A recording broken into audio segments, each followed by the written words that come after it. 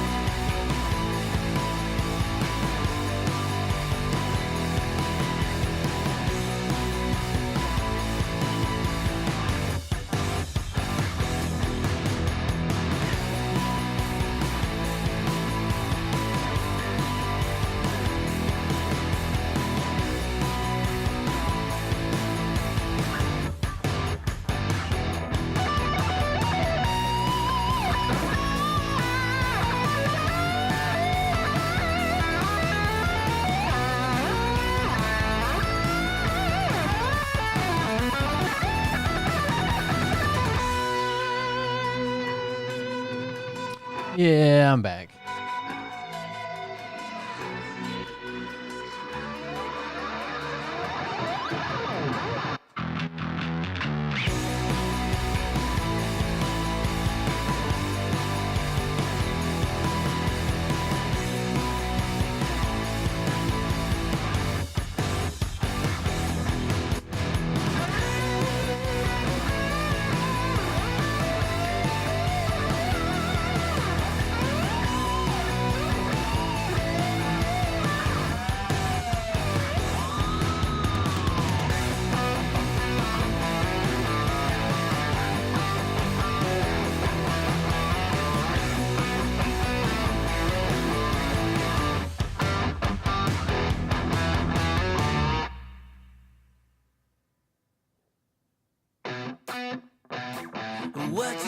What you think about when you're born into a fire?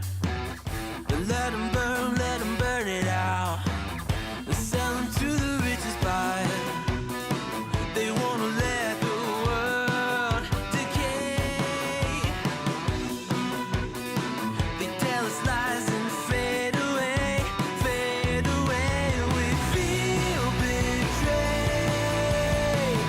We were raised to lose the race. Wake at the back of the pack, kill it anyway. Listen up now, because we're never dropping out. Beat the odds, beat the big house.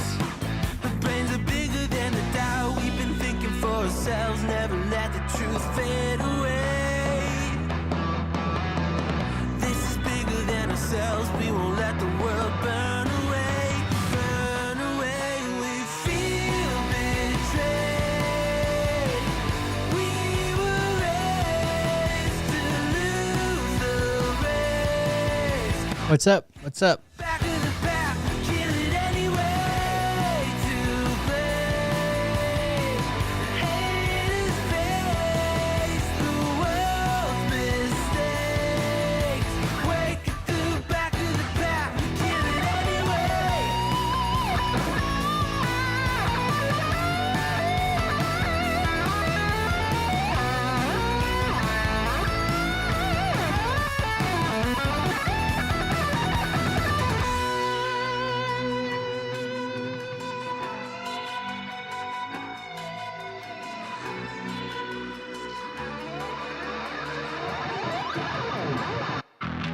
And we feel betrayed.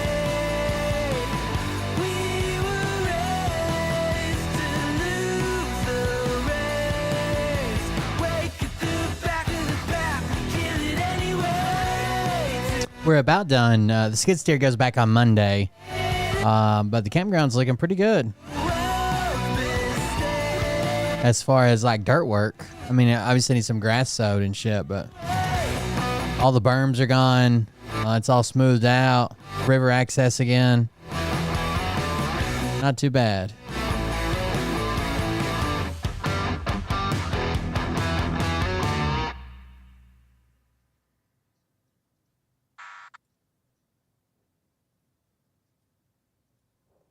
All right, what do you think?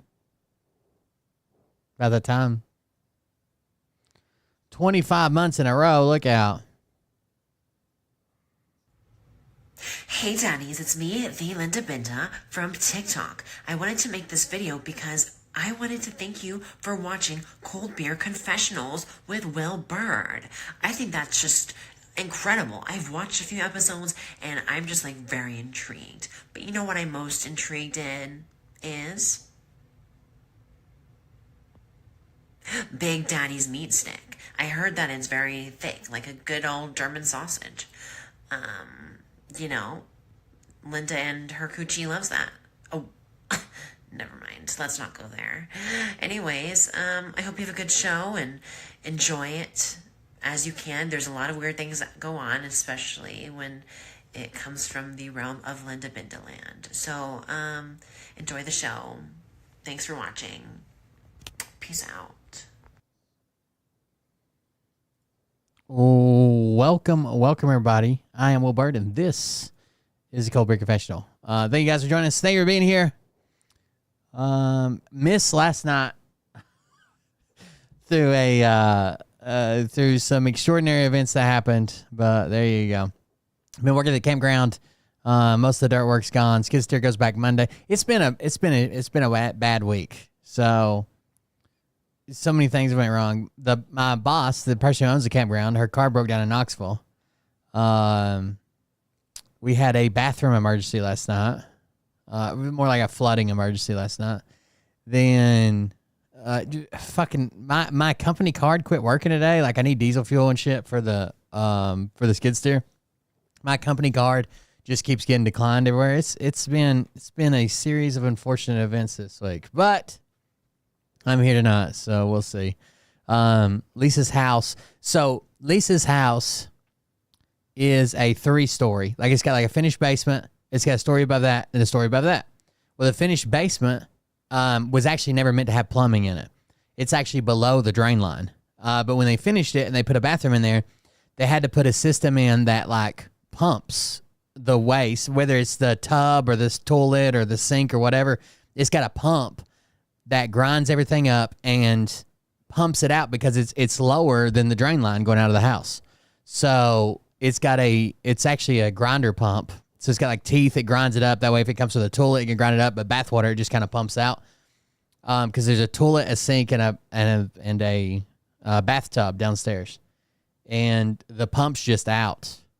And somehow the pump messing up allows... I don't know how it is plumbed weird. The washer and dryer's down there also. So Mariah was doing laundry, and the washer went to drain, and it pumped back through the pump, through the sink, through the toilet, through the bath. Everything just flooded all at once. And that's where I was at last night trying to fix that. Until probably, 10 or 11 o'clock. I still haven't fixed it. I don't know if we're going to replace the pump or what. But I got it all cleaned up and vacuumed out the water and capped off the pipe that goes to the bathroom. So you can still use the upstairs bathroom. You can still use the upstairs sinks. You can still use the washer and dryer. But without that cap, it pushes everything clean. It was clean water that came through the wash machine, but still, it was fucking annoying. The older millennial's still in jail. Oh, actually, check this out. You guys remember the other guy we used to cover? Austin. He's the guy who wrote the Pallets Full of Ballots or whatever soundtrack. Austin Foreman.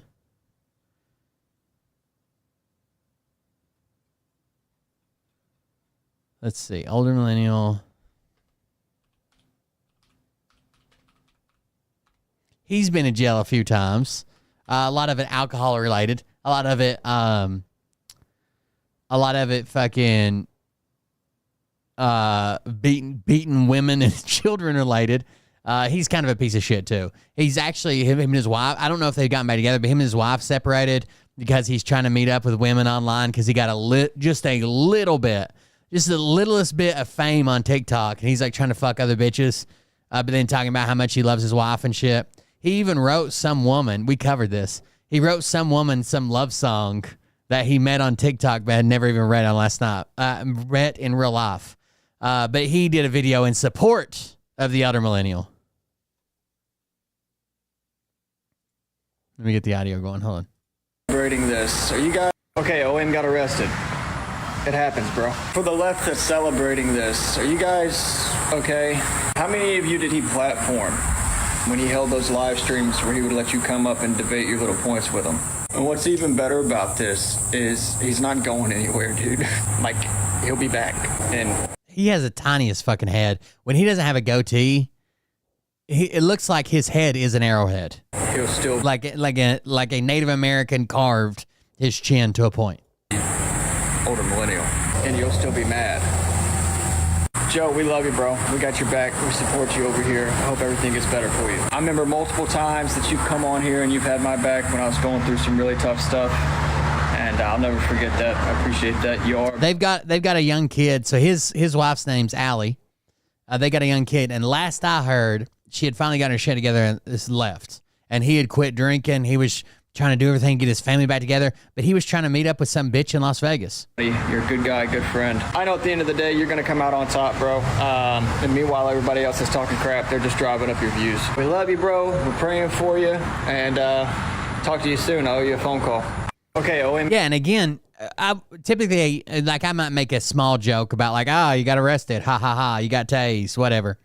But this is a guy that was like, when he's talking like about immigrants, or he's talking about protesters, or he's talking about anything that's going on, he's like, well, if you just obey the laws, you wouldn't have this issue, right? If you just didn't resist, if you just obeyed, if you didn't resist, if you didn't break the laws. And then he's been on the run for a fucking month. Fucking Austin Foreman. I don't know. He's a piece of shit too. The older millennial is still not back. So no update from his page. Just more people making videos about his arrest. This dude on your feed, he goes by the older millennial. He does a lot of right-wing political content, and yes, he was just arrested. So he had a warrant for the same exact thing that I had a warrant for a very long time. It was for not taking care of all the stipulations of his sentencing for his DUI. But I went in and I dealt with it the right way. I got myself a lawyer, took accountability for my actions, and they ended up giving me community service for it. It was the best case scenario, not that big of a deal. Joe, on the other hand, he didn't go turn himself in. He actually showed up. He ended up resisting the police, and he got tased, and that's going to make things a lot more serious for him legally. I want to make it really clear as a person in recovery, I'm not shitting on this dude. Clearly, he has a drinking problem. And they've clipped all of the times he says he's going to Europe. Like, he's definitely a flight risk. His daughter has made repeated videos about how bad his drinking has gotten, and I'd like to see him get help. What I want to do with this... Wait a second, hold on. And he got tased, and that's going to make things a lot more serious for him legally. I want to make it really clear as a person in recovery, I'm not shitting on this dude. Clearly, he has a drinking problem. His daughter has made repeated videos about how bad his drinking has gotten. His daughter. Does anybody know what his daughter's account is? And I'd like to see him get help. What I want to do with this is I just want to let you guys know, if you have legal issues, deal with them proactively. Go and take accountability. Get them solved, settled, and in the history books so that you can move forward and do great things in the future. So y'all have probably seen this dude on your feed. He goes by the older millennial. The older millennial's daughter has made tons of videos about how bad his drinking is. I did not know that he had a daughter. Is this it?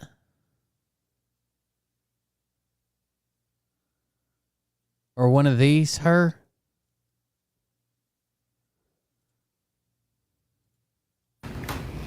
Hello. Looking rough, feeling rough. No. It's a rough. Oldest daughter, millennials of TikTok. As a millennial. No, that's just millennial content. I didn't know he had a daughter, to be honest with you.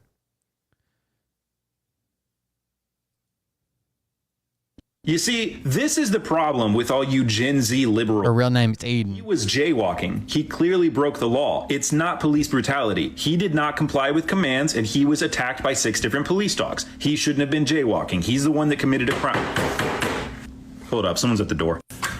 This is the police. Hey! What in the world? How's it going? Good to see you. We have here a warrant. An award? Warrant. Oh. Wait, a warrant for what? Probation violation. Me? Nuh-uh. No, that's not me. I didn't do anything. Well, it's got your name and address on it. Did you not see the thin blue line sticker on my car on the way in here, or? That has nothing to do with anything, actually. Okay, no, I'm not going with you. I didn't do anything. Are you failing to comply right now? Well, technically, yes, I am, because Taser. This is bullshit, all right?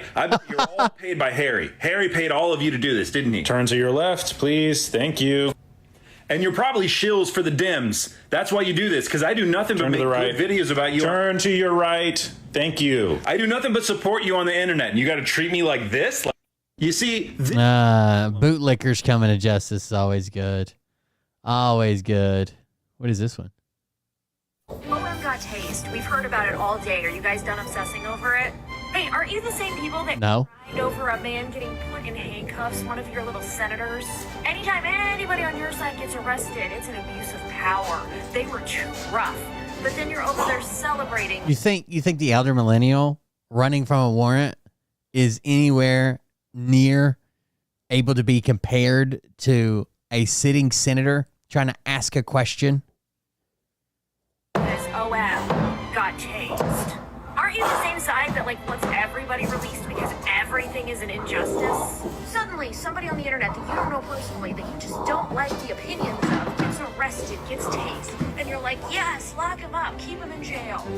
I know conservatives like to say, oh, if somebody has a different opinion than you, then you are just so mean to them and hateful. I don't know who's telling you that, because, that's not the truth. Thank you. Subscribe for 34 months. Thank you very much. I appreciate it. If you want to support the show, do that at coldbeer.fund. I forgot about that. Do that at coldbeer.fund, where you can support the show. Buy me a coffee or PayPal or whatever. We greatly appreciate it. Paying the bills. We're fixing to go on our free vacation coming next. I think we leave on Wednesday. It's only for 5 days. We're going to my aunt's house down near, it's kind of near Jacksonville. So it's only 6.5 hours. Yeah, that'll be fun. Truth. It's not that OM's opinions are different than ours. It's that they're hateful, disinformation, and hypocritical. That's the funny part about it. Who the fuck is snoring in the back of this woman's video? He's literally preached about law and order so many times, and then he does the exact same things that he blames the left for. He resisted the law, and he didn't follow law and order. And some of his opinions include throwing mentally disabled people off a cliff. We're not mad because we have a different... Yeah, he said, I don't care. Throw him off a cliff. Get rid of him. Right, he was a piece of shit. Different opinion than that. We think he's a horrible person that he even has that opinion at all. So hope that clears it up, because we're still going to be laughing and celebrating this. Justice is served. OM got tased. We've heard about it all day. Are you... Also, somebody shared this earlier. Who shared this? It was Kim Sunshine. So you guys remember Gordon? You remember Kim Kukic and those people, and Michael Brian Protzman, negative 48. Gordon was a guy, this big fat guy, kind of around that. Gordon Harkless. We talked about this before, but his brother was arrested for some very weird shit with minors. And now he's saying, anyone that wants to help with my brother's legal case, please use credentials below to Zelle via your bank account. All donations will be saved, and transparency with any money used. Thank you kindly. Gordon's brother, and they lived together. I think's what I understand. They lived in the same house, and Gordon's brother committed acts with a minor in that house. How fucking disgusting. And then Gordon's taking up donations for him. But again, they're all part of the Save the Kids movement. Remember, they're saving the kids. Saving the kids. So by now you probably know that older millennial. Oh, I wonder what. Hold on, I want to see what Shane said about it. A few months back, a content creator here on this app named The Older Millennial made a post about me, and I chose to ignore it because with a remonstrative, noxious, I don't even call him noxious, he's a reviled character here on TikTok. I didn't respond because I don't want to respond to, one, allegations that aren't true, two, I understand that that's his brand and he wants to draw people into his circle of misery, and I just didn't even feel like it was worth it. There's an old Southern parable. When you wrestle with pigs, you get covered in shit, and they like it. So I just chose not to engage. But today I finally am going to respond, and I actually responded to him directly in his jail cell in Florida, where he currently is, because he was arrested, because it appears, based upon his criminal record, his life is kind of in shambles. I love their pettiness. I don't care if they say him petty or not. The guy's a piece of shit. You can't sit around and judge other people for having encounters with the law enforcement saying, just cooperate. You should have just followed the law. You shouldn't have broken a law. And then this motherfucker's been on the run for a month, then gets resisting and tased. So you may be seeing this later, Joseph, because obviously you don't have TikTok when you're in jail, but it was me. I am the person who sent you the snack pack to your jail cell. It was exorbitant in cost. No way, dude. No, you bought him snacks? No, fuck, that is petty. So, I love it. You'll be seeing this later, Joseph, because obviously you don't have TikTok when you're in jail, but it was me. I am the person who sent you the snack pack to your jail cell. It was exorbitant in cost, especially given the small number of snacks. I can make a large commentary about how the for-profit prison system makes things prohibitively expensive in ways that don't make any sense for prisoners and inmates.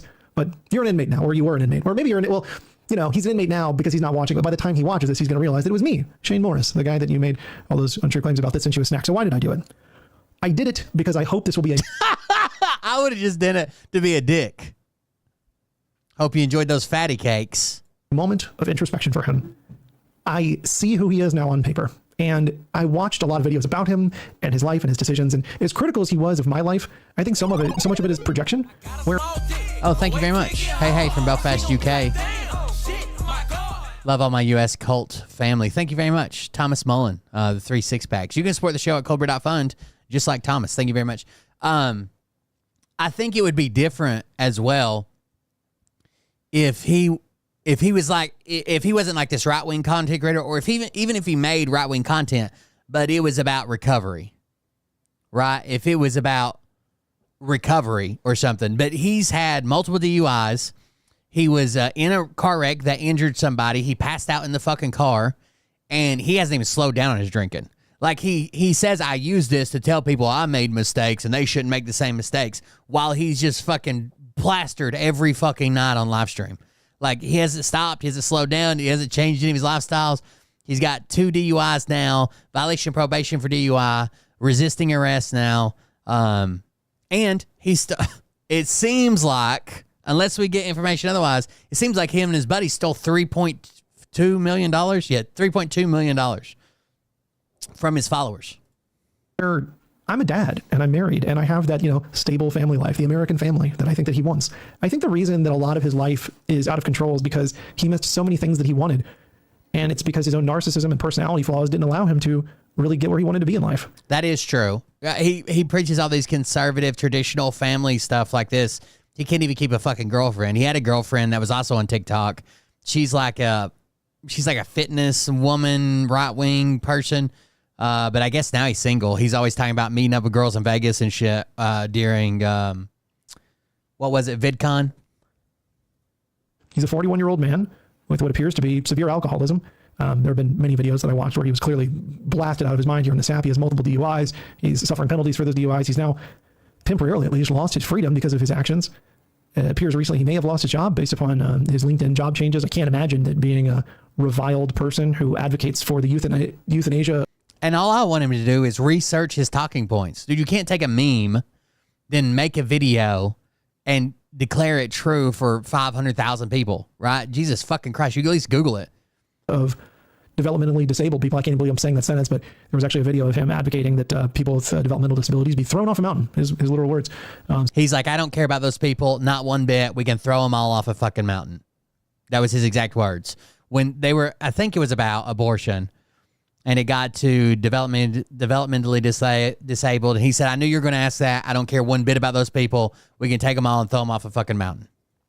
So it's not defamation. By the way, he didn't have the money to sue me anyway, so I'm really, really worried about it. Yeah, anyway, Joseph, I sent you some snacks. I don't know, man. Seems like your whole life is a fucking train wreck. Sorry I didn't get the chance to respond to you before. I left a note on your... We miss you.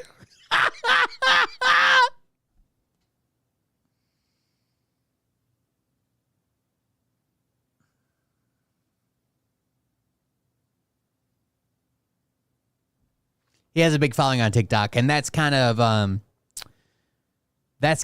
ballooned over to other platforms. So from his TikTok, he's got a following on Twitter. Not to mention, Elon Musk has retweeted him a couple times, which has really blown up his TikTok and Twitter.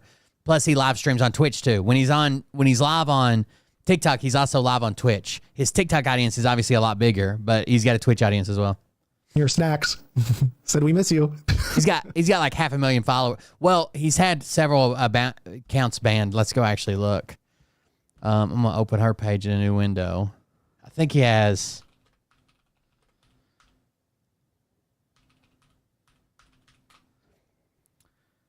500,000 or some shit like that. 431,000 followers, which a lot of people say he's bought some of them, but. His latest video has 1 million views, but I think people were just going there to see if he's made anything new recently. But there you go. We don't. That's the note. We don't miss you. I left a note on your snacks. Said we miss you. We don't. That's the note. We don't miss you. I hope instead of getting back online and trying to, lie to everyone about the circumstances of your arrest, that you just decide to get some therapy and treat your substance abuse problems, get better, become a better human being, stop punching down, stop being mean, stop being evil. It would really surprise me if he is released and he's not back online and he is trying to get help. That'd be great. That'd be the best thing you do for him. I would applaud him for that decision. But I think he's probably still in jail. I don't know if you have it within you. I hope you do. But anyway, have fun in jail, bud. A few months back, the content creator here. I haven't watched Shane Morris's videos lately. I wonder what he's got going on. I know he does a lot of products in his videos. Apparently that's the only way to get, or that's one way to get more views, is to put the stupid fucking TikTok shop products in your videos. Today I'm going to show you guys how I make a refreshing Hey, New York City besties, are we really sure we want to vote for the communist jihadi? Have we thought this one through? When I was growing up, we had the communist jihadi. This angry little yappy teacup poodle, just yapping, this angry little tone for no damn reason whatsoever. I don't know what made me think of that. Anyway, let's pivot to the Mamdani primary victory, because that's what I believe we were talking about when you framed him as a quote-unquote communist jihadi. Wow, that's an interesting way to talk about things, isn't it? Sure tells me a little bit more about perhaps you and some of your prejudices than the reality of the situation, which is, yes, indeed, I believe he is. He does seem like that. He seems like he could kill somebody drunk driving and just keep on fucking going kind of deal. That he would find a way to blame them or some shit. Democratic socialist. He's definitely left of me, but I can see that his ideas have merit, and I wish him the utmost of success in being, successful with some of these ideas. Why is that? The community-owned grocery store idea is valid. In fact, community-owned grocery stores are not a new idea. They've been happening in mostly red flyover states for a while. Believe it or not, let's share a little story with you. I picked the St. Paul supermarket, but they're actually community-owned grocery stores seem to be, when done right, and not full of like corruption and shit. And they seem to be doing well. I know that other churches do it sometimes, especially in red states. Churches will buy it up and they'll sell it at cost. We have a store called Priceless, and it is basically they charge cost plus 10% anything. So if it costs them $1, they charge you $1, and then at the end when you check out the register, it'll be $1.10 plus tax. Those stores seem to be pretty good, and it's definitely the cheapest around. It's even cheaper than like Walmart prices and shit. This one is in St. Paul, Kansas, a bastion of communism. There's a Lenin statue in the but Priceless is privately owned. It's not community owned. Of the town square. Actually, no, there isn't. This is just a classic, very red place in Kansas, but they needed a supermarket because the financial incentives there did not support big box markets like your Albertsons and H-E-B's and Kroger's and going in. That's the problem with like food deserts, right? Somebody's got to step in. If they can't, I watched a documentary one time, and I'm sure that all stores don't do this. I'm sure they do some version of this, just not as in depth. But have you ever seen the research that goes into where they're going to put a fucking Walmart?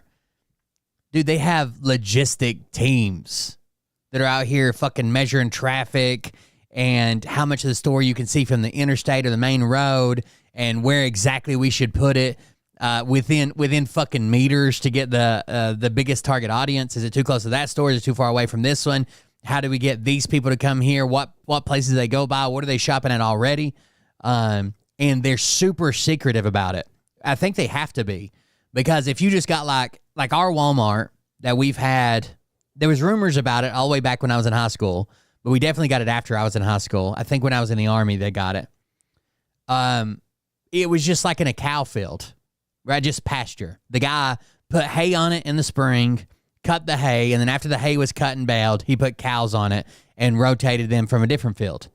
And if they let it slip that there was going to be a Walmart going there, he could have demanded, if that's really where they wanted it, he could have demanded a much higher price. So they keep it super secretive while they're doing all this fucking research on everybody and where they're at and how they travel and what they do and what they buy. And they do opposition research, like what are the local stores, whether they're moms and pops or like Kroger and Food City. They do all that and what their foot traffic is and how much of their traffic they think they can bring away. Like they've got entire teams dedicated to where they're going to put a fucking Walmart. And obviously they're not going to do it to not make money. So some areas just aren't profitable. They're just not going to be, even if they're slightly profitable, people got to, this is the argument you hear all the time. Well, people's got to eat, right? There's a margin they have to make or they look to make. And if it's not within that margin, then they don't want to put a store there. So somebody's got to step in. Building a grocery store because there's not a lot of people there, but they still needed a supermarket to serve the community with fresh produce, frozen foods, and things that are difficult to get at convenience stores and dollar stores where they sometimes sell food, but not whole, healthy food. So here's... I think Dollar General has the opposite approach. There is a road here where I live, and there is a Dollar General. Yeah, Jamie just said the same thing. There's a Dollar General like every 3.5 miles. It's insane. They just put fucking stores everywhere. And they are busy. They stay busy. But it's like Dollar General, Dollar General, Dollar General, Dollar General Fresh Market, Dollar General, Dollar General. It's insane. The only thing we have more of than Dollar Generals around here are churches. Here's the good example of communism. The city of St. Paul has actually documented their grocery store and its history and its story and how it served the community. They initially were going to call it the Hammer and Sickle. No, I'm just kidding. It was always going to be called the St. Paul Supermarket, but I always got to rage bait you weirdos. Here's my point. There's absolutely nothing wrong with a few of your tax cents and dollars going towards community infrastructure that serves the community if it's in need and it's not being met by the capitalist wares of the local economy. And so now we can talk about New York, where there are a lot of bodegas. I used to live in the Upper East Side, and I understand New York uniquely. And granted, it's been a while, but the economics of New York haven't changed because the square footage in New York is very expensive. And so my town... So the only churches that I know about that are like newer, where basically people went to this church, they had some type of falling out with another group in the church. Maybe it's the pastor or the some lady in the choir or some family that's been going there for 10 years. They have some type of falling out. They don't go back. And then they open their own church just down the road. And then half that congregation leaves. And I assume it just keeps doing that and doing that and doing that and doing that. There are places in my town where I could stand at one church and throw a rock and hit 3 or 4 other churches. We have places where there are churches across the street from each other. Door to door. Just one street separate. It's insane. It's fucking insane how many churches there are in this county. Bodegas have a financial incentive because they minimize the number of aisles and the width, but with supermarkets, you need wider aisles and quote-unquote more unused space, which isn't really unused. It's just where you're going to push a little buggy through. I say buggy because I'm from the South. Some of you guys might call it a grocery cart, which I think is super weird. It's a buggy. I call it buggy. Atsuko asked me, what is that? And I was like, oh, that's another church. She's like, how many churches are there? And I was like, there's a bunch. That's what we got, a bunch. Here's my point. In a lot of boroughs, there aren't enough supermarkets. And so middle-class people who are living at the poverty line, who need to go to a grocery store because it's cheaper to cook at home, they don't have access to a grocery store in their community. And so they end up eating less healthy foods, and that contributes to worse health outcomes. I mean, it's a kind of a vicious cycle. So I think his idea about community-owned communism, I'm just kidding. It's just a community-owned grocery store paid for by your tax dollars is just fine with me. Let's talk about quote-unquote free bus service, communism. No, Nashville did this in 2016 under Mayor Megan Barry when I was living there, and it's fine. It helps more riders access buses, which is good. In New York, especially because a lot of people don't own cars. In fact, most people don't own cars. When I lived in New York, I didn't own a car. Nobody in the Upper East Side wants or needs a car. You walk everywhere, you take the train. Anyway, I digress. And eventually Nashville, did land on the right thing with bike lanes and sidewalks and curb cuts for accessibility and people in wheelchairs. I mean, there's great ways we can talk about public transport and accessibility and making cities more walkable. Shout out to this guy named Walkable Phil. I'll probably tag him in this. Making New York City, or really any city for that matter, lower cost to live in by making sure we have proper rent controls and housing subsidies available and understanding how very, very wealthy people use New York as tax shelters. And let's just talk about this for a second. New York is unique that because the way tax codes work, a lot of wealthy people buy properties in New York with no intention of ever living in them. And so there's a ton of completely vacant, owned properties by very wealthy people just as tax shelters. And I like Mom Donnie addressing that because cities are meant to be lived in. You can't just use it as a tax shelter because it's convenient to do so. We need to make sure that we don't create housing shortages. So if I go on Google and zoom in to my county, and Google does not have all of these listed, okay? I guarantee you that all of these are not listed. My county is 17,000 people, okay? Not my city, the county. Unicoi County, UNICOI. And on Google Maps, just from typing in church, Google Maps, and with Unicoi County highlighted, there's 24 that come up. 24 fucking churches. If I just zoom into town, look at all these churches on this map, just from town. Oh, my head's blocking a lot of them. Look at all these churches. And they're not all listed. This is across the street from that one. Look at these 3. There's 3 right here in one block downtown. Like, what the fuck is going on? This is all in town. And there's some out in the county, of course.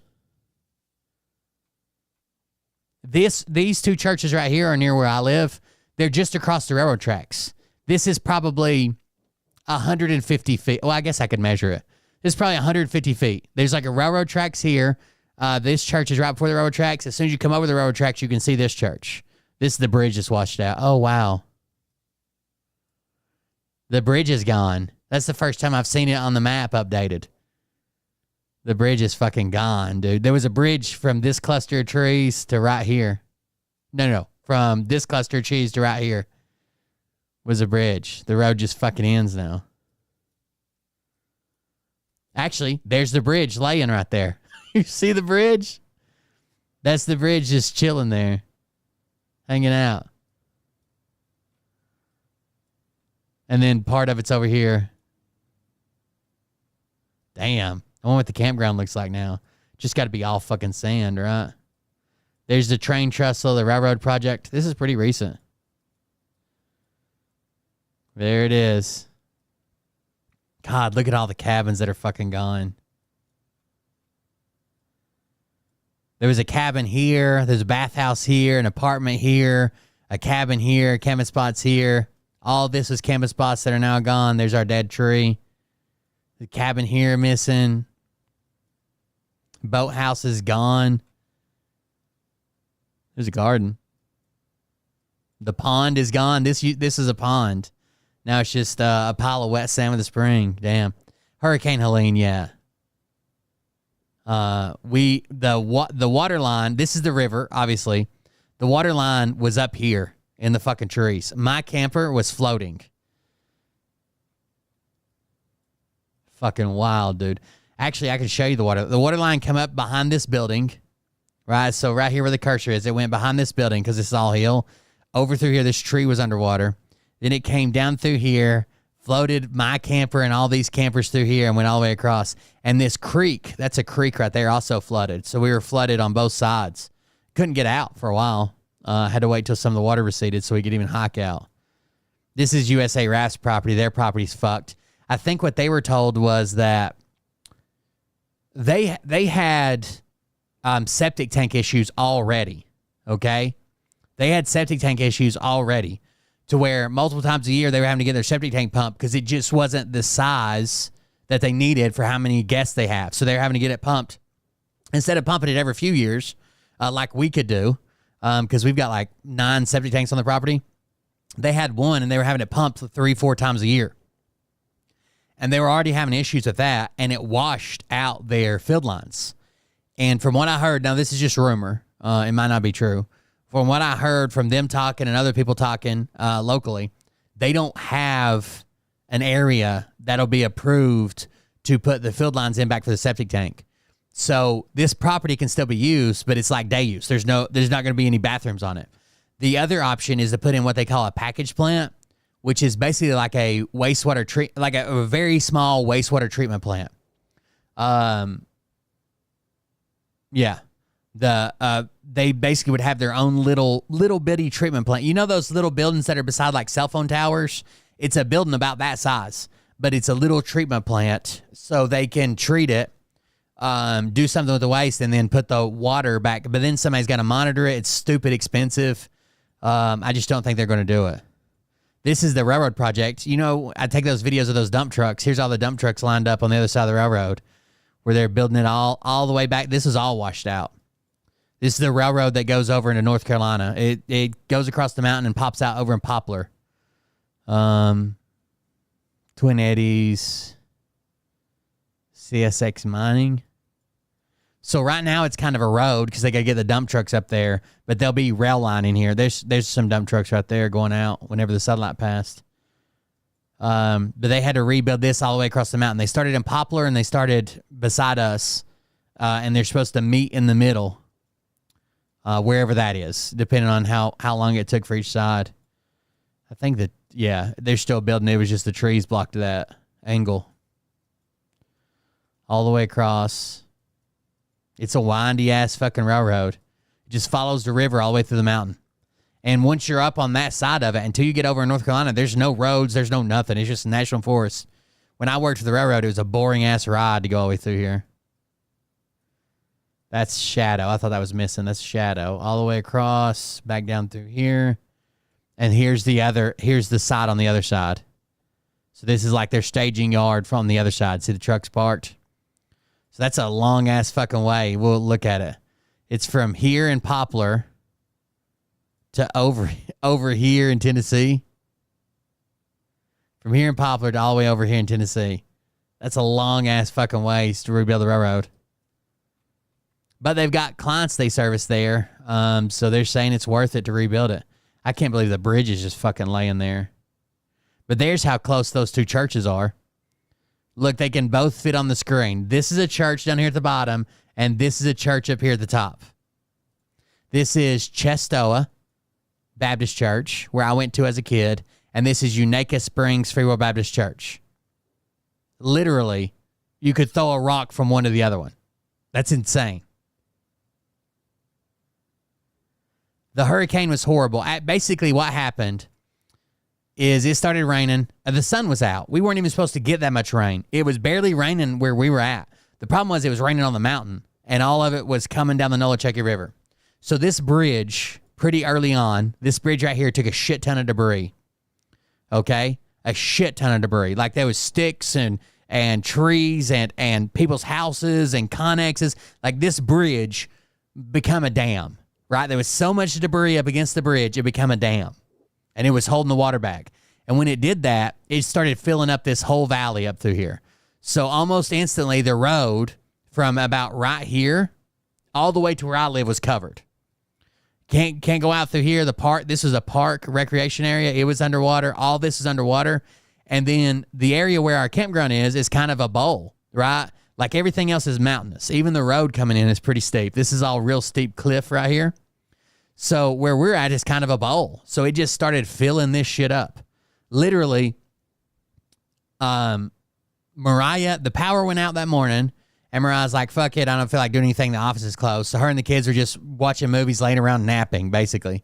I was out here swimming to get shit. I finally went to wake her up, and the water was already up to our cars. And I was like, I got to move our cars. Well, you need to pack a bag. We got to, I don't want the kids to see their fucking home float away. Like that's fucking, that'd be terrifying, right? Traumatizing at least. So I was like, you got to pack a bag and sit. She started crying. But even though it got super bad, and basically all of this was covered with water, all of this behind my head was covered with water, all the way up to almost the cabins on the hill. We just kept backing up the hill, backing up the hill, backing up the hill. The sheriff called. And I don't know, we didn't have really good service that day. Cell phones were out and so many people were using it. We didn't have good service. But the sheriff's phone call came through, and I answered, and he said, Chestoa Bridge just collapsed. And I was like, holy shit. And he's like, I just crossed it like 5 minutes ago, and it just collapsed. And when the bridge collapsed, I had been talking to the sheriff that morning because we were all stuck, right? And he knows, he comes by there, he's friends with the owner. But I had been talking to him about this, texting him, and when he told me the bridge collapsed, about 20 minutes later, the water was way back down here, right? We weren't in threat of nothing anymore. It had moved probably 50 fucking yards linearly. But my camper was like fucking, it moved, it floated out of its spot, and it was fucking, it wasn't like rapids, like rushing water. It was almost like an ocean. Like, this was all crazy. Like, this was rapids, you're gonna fucking die. Like the scariest river you've ever seen in your life down here at the river. But up here, it was like waves rolling in, and it was moving our fucking camper, and it was rocking back and forth and shit. I don't know. It was wild. I've got pictures and videos and stuff of it, but it was a tough time. So there is, if you leave this campground and go up here, this is the Appalachian Trail. So this road was blocked. There was no way out. So I took me, my two sons, my wife, and our dog to the Appalachian Trail and hiked them out all the way out the Appalachian Trail. It's like 2.4 miles or something. Had to carry Ollie. It was muddy, and there were trees down, and it was mudslides and shit. But I just didn't want them to be there and feel like they were crying, they were upset, like we're trapped, we can't get out, what's going to happen? So I was like, oh fuck no, we're getting the fuck out of here. Like this is not going to be we're not going to be trapped and fucking die here. Like this is what I was built for. So we hiked out on the Appalachian Trail, and my sister picked us up at this bridge that was down. Basically, they wouldn't let any traffic through here. But she told them they were coming to pick us. They were stopping traffic over here at this church. She told them she was coming to pick us up, and she was able to pick us up right here, and we stayed. My boys went to their grandparents' house, which is why Bert tells people that I lost custody of my kids. They went to stay at their grandma's during the flood for like, I don't know. Mariah stayed with them for like a week while I was trying to get internet and power back on. I didn't want them to be there without internet and power. But yeah, I hiked them out. My dog, fucking 16-year-old mutt from the pound, had to carry him part of the way. Got him all out of there. It was fucking bad, dude. And my sister lives in a place that wasn't even affected. The worst hit, though, is this is our house. Oh, look, right here. See all this sand? This shouldn't be sand. This was a hayfield. There were these were all houses right here. Oh, I guess I can I change? Or do I have to open, do I have to open the app to change the date? Measure distance. I know I can do it on the Google Worldview app or whatever. Anyways, these were this was all houses. This road was completely underwater. These were all houses. This is our hospital. So if you saw on the news during Helene the people trapped on the roof of the hospital, that was this hospital right here. This is where they landed the Blackhawks and got the patients and the workers, off the hospital. The water went all the way to over here. You can see the sand. Anywhere you see sand, there was water. So the water went all the way across. This is Interstate 26, all the way across the interstate. This gas station hotel underwater. This was another campground area gone. It's called Red Banks. This church all the way underwater. Both of these bridges right here washed out. They're rebuilding them now. Both these bridges washed out, and our industrial park was badly hit. In fact, it does not look like the industrial part of the map is updated. Several people died right here at Impact Plastics. They were found not that it wasn't their fault, right? Even though it probably should have been. Multiple workers said they were told to stay until it's too late to leave. They argued that they told people to leave and they just didn't. And like 6 people died here at Impact Plastics. They were not found liable. Yeah, this all isn't updated. This is the shed place where I used to live. It's gone. Like all the sheds are gone. All these sheds are down here in the woods somewhere. I guess this portion of the map isn't updated. Oh, well. I'm talking too much now. But, yeah, the flood was horrible. Yeah, you can see where it's stitched together right there. So this down below is old or new, and this is old up here. The hospital was scary as fuck, dude. They brought in a fast water rescue team to get patients out on little rubber boats, and they launched from this gas station, right? They parked right here, launched their boats from this gas station right here to go over here. When they got over here on their boats and looked back, the fucking gas station was underwater where they had just parked their car. So they're like, fuck it, get to the roof. They got to the roof, called in the National Guard, and thank God somebody was there to come pick all those. Could you imagine the patients on the roof and the staff that were there? That's horrible. It was insane. Anyways.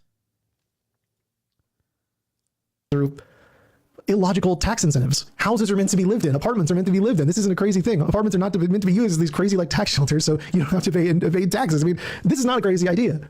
Anyway, let's talk about one last thing. Poodles. Poodles are angry little dogs. They all are. My dad's he's still got 3 to this day. Every time we go over, they're angry little poodles. But the thing I want you guys to understand about poodles is they're kind of harmless. I mean, they'll yap and they'll bark, but they can't do a lot of damage. So if you see a poodle, I think community-owned grocery stores are probably a good idea. If run correctly, if people, it's not like somebody trying to make money or it's got people being paid off and doing crazy shit. Like, obviously, they're probably a good idea, especially in places where they're food deserts or whatever they call them, right? No one wants to No one wants to put a store there because the profit isn't there. I was trying to find, I think I got some video, different video after Helene. CSX rebuilding. They've basically built a highway, so this is the inside, and that's where the trucks I was just showing you lined up. That's the trucks there across the river, and it comes all the way up. So I grew up. It's the art of the day. Happy birthday, Ollie's birthday. Let's see if we can make this. The system of government that I know I've got some videos about it. How I was riding my one wheel in and out, carrying gas and shit. I know I made a bunch of content around it. There's the Mini X I buried.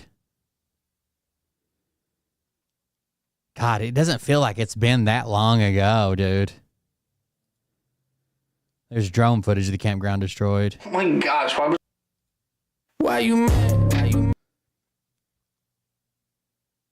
The Mini X. There's what used to be the pond. There's the road. This area of the road dug out was just from the water coming over the bank and landing there. This is after we filled it up with a bunch of junk. All the cabins gone. The office is flooded out. These vehicles destroyed, totaled. The totaled vehicles, because the road's still destroyed, where it's washed out, they can't even come pick up the totaled vehicles right now. We just gotta hold on to them until the insurance can get there with wreckers to get rid of the shit. Insane, dude. Anyways, it's not all about the flood. That's not what we're talking about. We live there. So this is a weird story. We live there and work there. I was doing the maintenance there. My wife worked in the office. Not planned. We didn't go there to work there. We were looking for a house during when COVID happened, and all the housing prices just shot through the roof. So we took the money we had and we bought a camper, and we're like, oh, we'll just wait. We'll wait 6 months until the housing market. Well, the housing market never fucking come back. And my wife really liked the campground, so she started working there and hanging out with the people there. It was a nice community. We had like community stuff we did, like taco night and shit like that. She enjoyed that. She liked it a lot. So she decided she wanted to stay for a while. So we bought a bigger camper to make sure we had room for the kids, more room for the kids. And put in a desk and places to do their homework and have their computer there and shit like that, and got it nice. And she started working at the campground, and then they needed somebody to help with maintenance. And I was like, look, I'm disabled. I can't like work every day or like work a typical 9 to 5 or whatever. I'm disabled through the VA, but I'll help you when I can. And that's how I kind of started working there. And I'm still there. One of the only people still there. Most people gone now because the fucking road is closed and shit. But it is what it is. It's a nice campground. It's Nolichucky Gorge campground. First at 4:30, a Purple Heart veteran from Hawaii was deported this morning as part of President Trump's immigration crackdown. Annalisa Burgos shares his story. An emotional day for Sejun Park. After 48 years in the United States. Purple Heart recipient deported after 48 years in the U.S. The decorated Army veteran deported himself to South Korea. Some final hugs with his kids. I think if nothing else, me and Mariah were talking a few months ago, if nothing else, it taught us that we don't need half the shit we had in our last house. Our last house was huge, and we had tons of shit that we never used. It's been in storage for years, 2 years now, and we've got all we need right now. We get by great. Parents, aunts, and friends, not knowing when he'll see them again. We caught up with Park before his flight. This really kills me that I just have to drop everything and leave like this. They're being so supportive. They're all worried about me. They're like letting me know, oh, you'll be okay in Korea. I know I'll be okay. That's not what I'm worried about. I'm worried about them. Park moved to the U.S. when he was 7 and had legal permanent residency under a green card. At 19, he joined the Army and fought in Panama during the Noriega War in 1989. He was awarded a Purple Heart for his bravery. I got shot in the spine with an AK-47, M16, my left lower back. And so in my mind, I'm going, oh my God, I'm shot in the back. I can't feel my legs. I must be paralyzed. Miraculously, his dog tag deflected the bullet aimed for his spine, saving his life. Park returned to his then home in Los Angeles, where he suffered from severe PTSD. He turned to marijuana to cope and moved to Hawaii in 1995 for a better lifestyle. But he became addicted to crack cocaine and struggled for years to get clean. Drugs had a big control throughout my life, and that's what eventually got me into trouble with the law and everything. In 2009, he was convicted for drug and bail offenses and served 2.5 years in prison. When he was released, ICE agents detained him and revoked his green card. He fought deportation in court, and as a Purple Heart veteran was allowed to stay in the U.S. under deferred action as long as he checked in each year and stayed clean and sober. Park turned his life around. He became a loving father to his 2 children and cares for his aging parents. These last 14 years have been great. Like, I'm really proud of myself, proud of my kids, how I've been acting and how I've been living my life. But this month, officials told him he had to leave the country or be detained and forcibly deported. I took 2 bullets for this country. Like, you're more American than most of the Americans living in America. He was given an ankle monitor. 3 weeks to say goodbye to everybody. End your life. Everything, yeah. So let's say she gets married, I won't be there. Like, say my parents pass away, I won't be there. You know, like so many things that I'll be missing. And for sure, things are gonna happen. I just can't be there, which is heartbreaking. We have a veteran like Mr. Park who took a bullet for this country, who fought and swore an oath to preserve, protect, and defend the Constitution of the United States, even though he wasn't a citizen of it. Park's attorney says 38% of the U.S. military are non-citizens and believes thousands are being deported for non-violent crimes. Mr. Park is a victim of this poor system of where we're not supporting our veterans. What can our Congress do to make sure that we help Mr. Park get a pathway to citizenship, that we are able to forgive him for his past mistakes and remember his service? Every sense of him, he is an American, but by paper. Park said he's still in shock. I broke the law and everything, but I think this is a little severe what they're doing to me. After I paid my dues, after I did my time for the offense that I did. Now he's leaving the only real home he's known to start over in a place he hasn't visited in 30 years. I'll have to relearn everything. Oh, I see the Occupy. Somebody said they posted about this veteran. I want to see what they posted. Did they do a video or did they just make a post about it?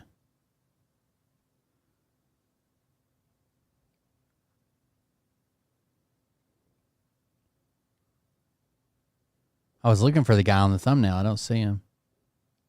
Oh, yeah, on Instagram. Yeah, they might not have posted it on their YouTube channel. That's fine. What do they got? The internet just noticed something strange in this video. What is it?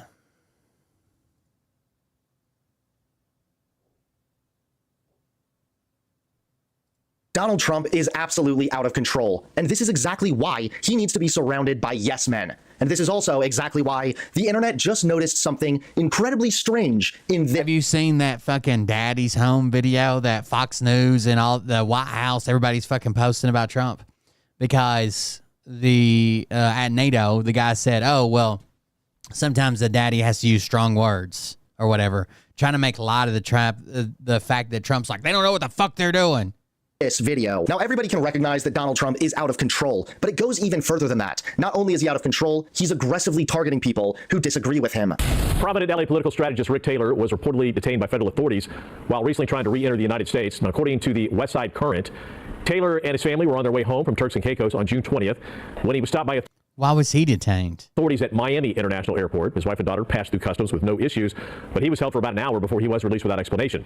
Taylor, former chief of staff to Zev Yaroslavsky, believes his detention may have been politically motivated due to his Democratic... Did you see the person that was turned around from like fucking Norway or somewhere because they had a meme of J.D. Vance? They had... Hold on.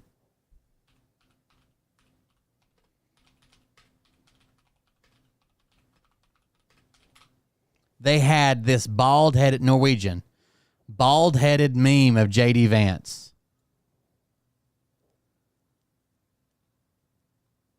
Let this ad play. Hold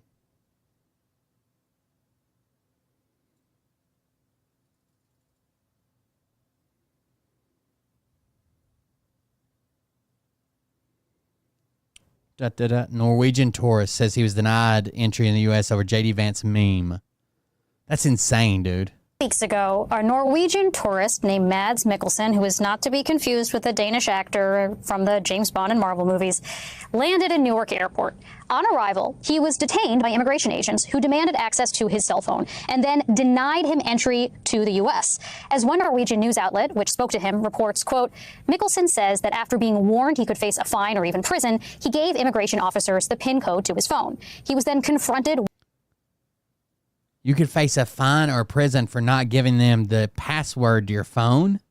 With its contents, pictures the officers found questionable. In particular, a meme of U.S. Vice President J.D. Vance portrayed as bald and a private photo of a pipe. Specifically, Mickelson says the immigration officials objected to this viral meme of the vice president. It makes him like a big bald baby looking thing. Depicting him as a bald baby. This Other countries are just telling their people not to travel here, which is sad. and hundreds like it are all over the internet, as some of our viewers may have seen. Now, U.S. Customs and Border Protection has responded to these allegations. They say Mickelson was not denied entry to the United States because of this meme you can see on your screen. CBP says that it was over, quote, his admitted drug use. Mickelson says that he told the agency he smoked marijuana exactly twice in his life, once in Germany, once in New Mexico, but not everyone seems to believe that explanation. And if anything, suspected censorship of the Vance meme may have brought even more attention to it, which can happen in cases like this. The Streisand effect. Senator Ron Wyden of Oregon shared the viral meme of Vice President J.D. Vance on social media. And in fact, that meme, the one you're looking at right here, even made its way to the floor of Irish Parliament.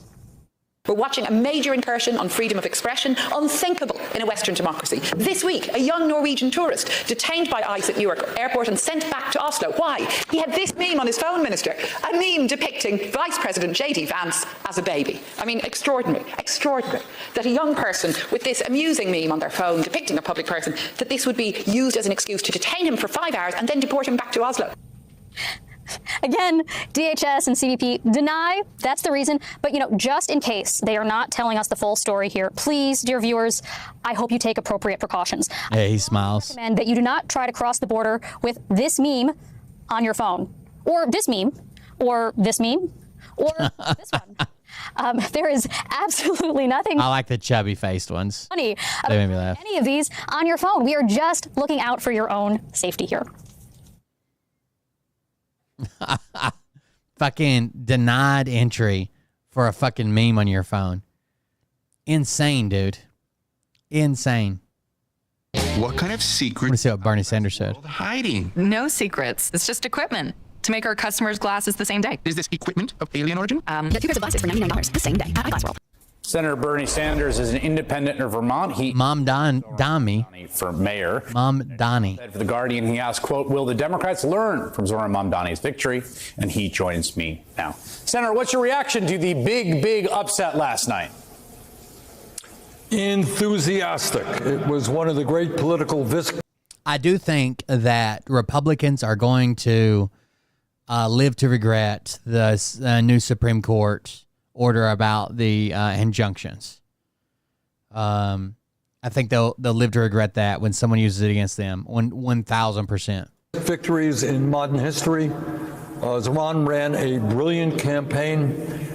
And I think the most significant part of his campaign, and I, Chris, would not compare it to Obama or to Clinton. What Zoran understood is that in order to win, you got to be more than charismatic, and he is. You got to be more than smart, which he is. You got to build a strong grassroots movement around a progressive agenda. He had thousands and thousands of people knocking on doors because they were excited about his message.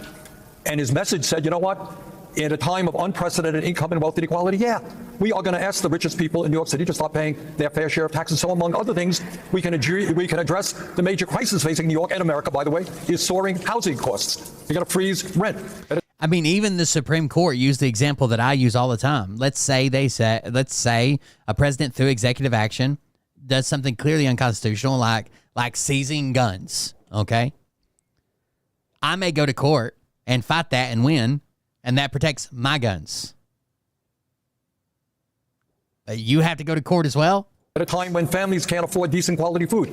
He's talking about helping to create publicly funded grocery stores so that kids can get food that's affordable, making buses free. He's giving people a positive agenda, not just going after Trump, but giving something that people can believe in, an analysis which reflects their reality. So I thought it was a great campaign, and I look forward to continue to work with him. You know, one thing I think is that I'm curious what you think of this theory. I think one thing that happens in campaigns is people get risk averse the more sort of backing they have, and so they don't want to screw it up. And the more that you're coming from a position of no one expects you to win, it does also give you latitude to actually go out and try stuff. Even whether that's a new idea, we're going to try publicly funded. I don't think it passed. They got through a procedural vote, right? The grocery stores, no one else is saying that, but I do think now the Senate's going to debate the bill. That's the last thing I saw. There's an appetite for risk. We're trying new things that was so palpable in this campaign that seems to proceed to final debate. Also really important. But it's not just, he sat up at night, I think, this is, a risky idea, but we'll do it. No, right. I think he is prepared, and this is the point. Look, what is the Democratic Party today, Chris? It is, I don't think people can argue with this. It is funded by very wealthy people. It is run by inside the Beltway consultants who really have very little clue about what's going on in the real world. And that is why I think, sadly, Kamala Harris lost an election that she should have won. It is a party which is not going to take on powerful special interests because of fundraising fears. And it certainly has turned its back on working people. And Zoran did all of that.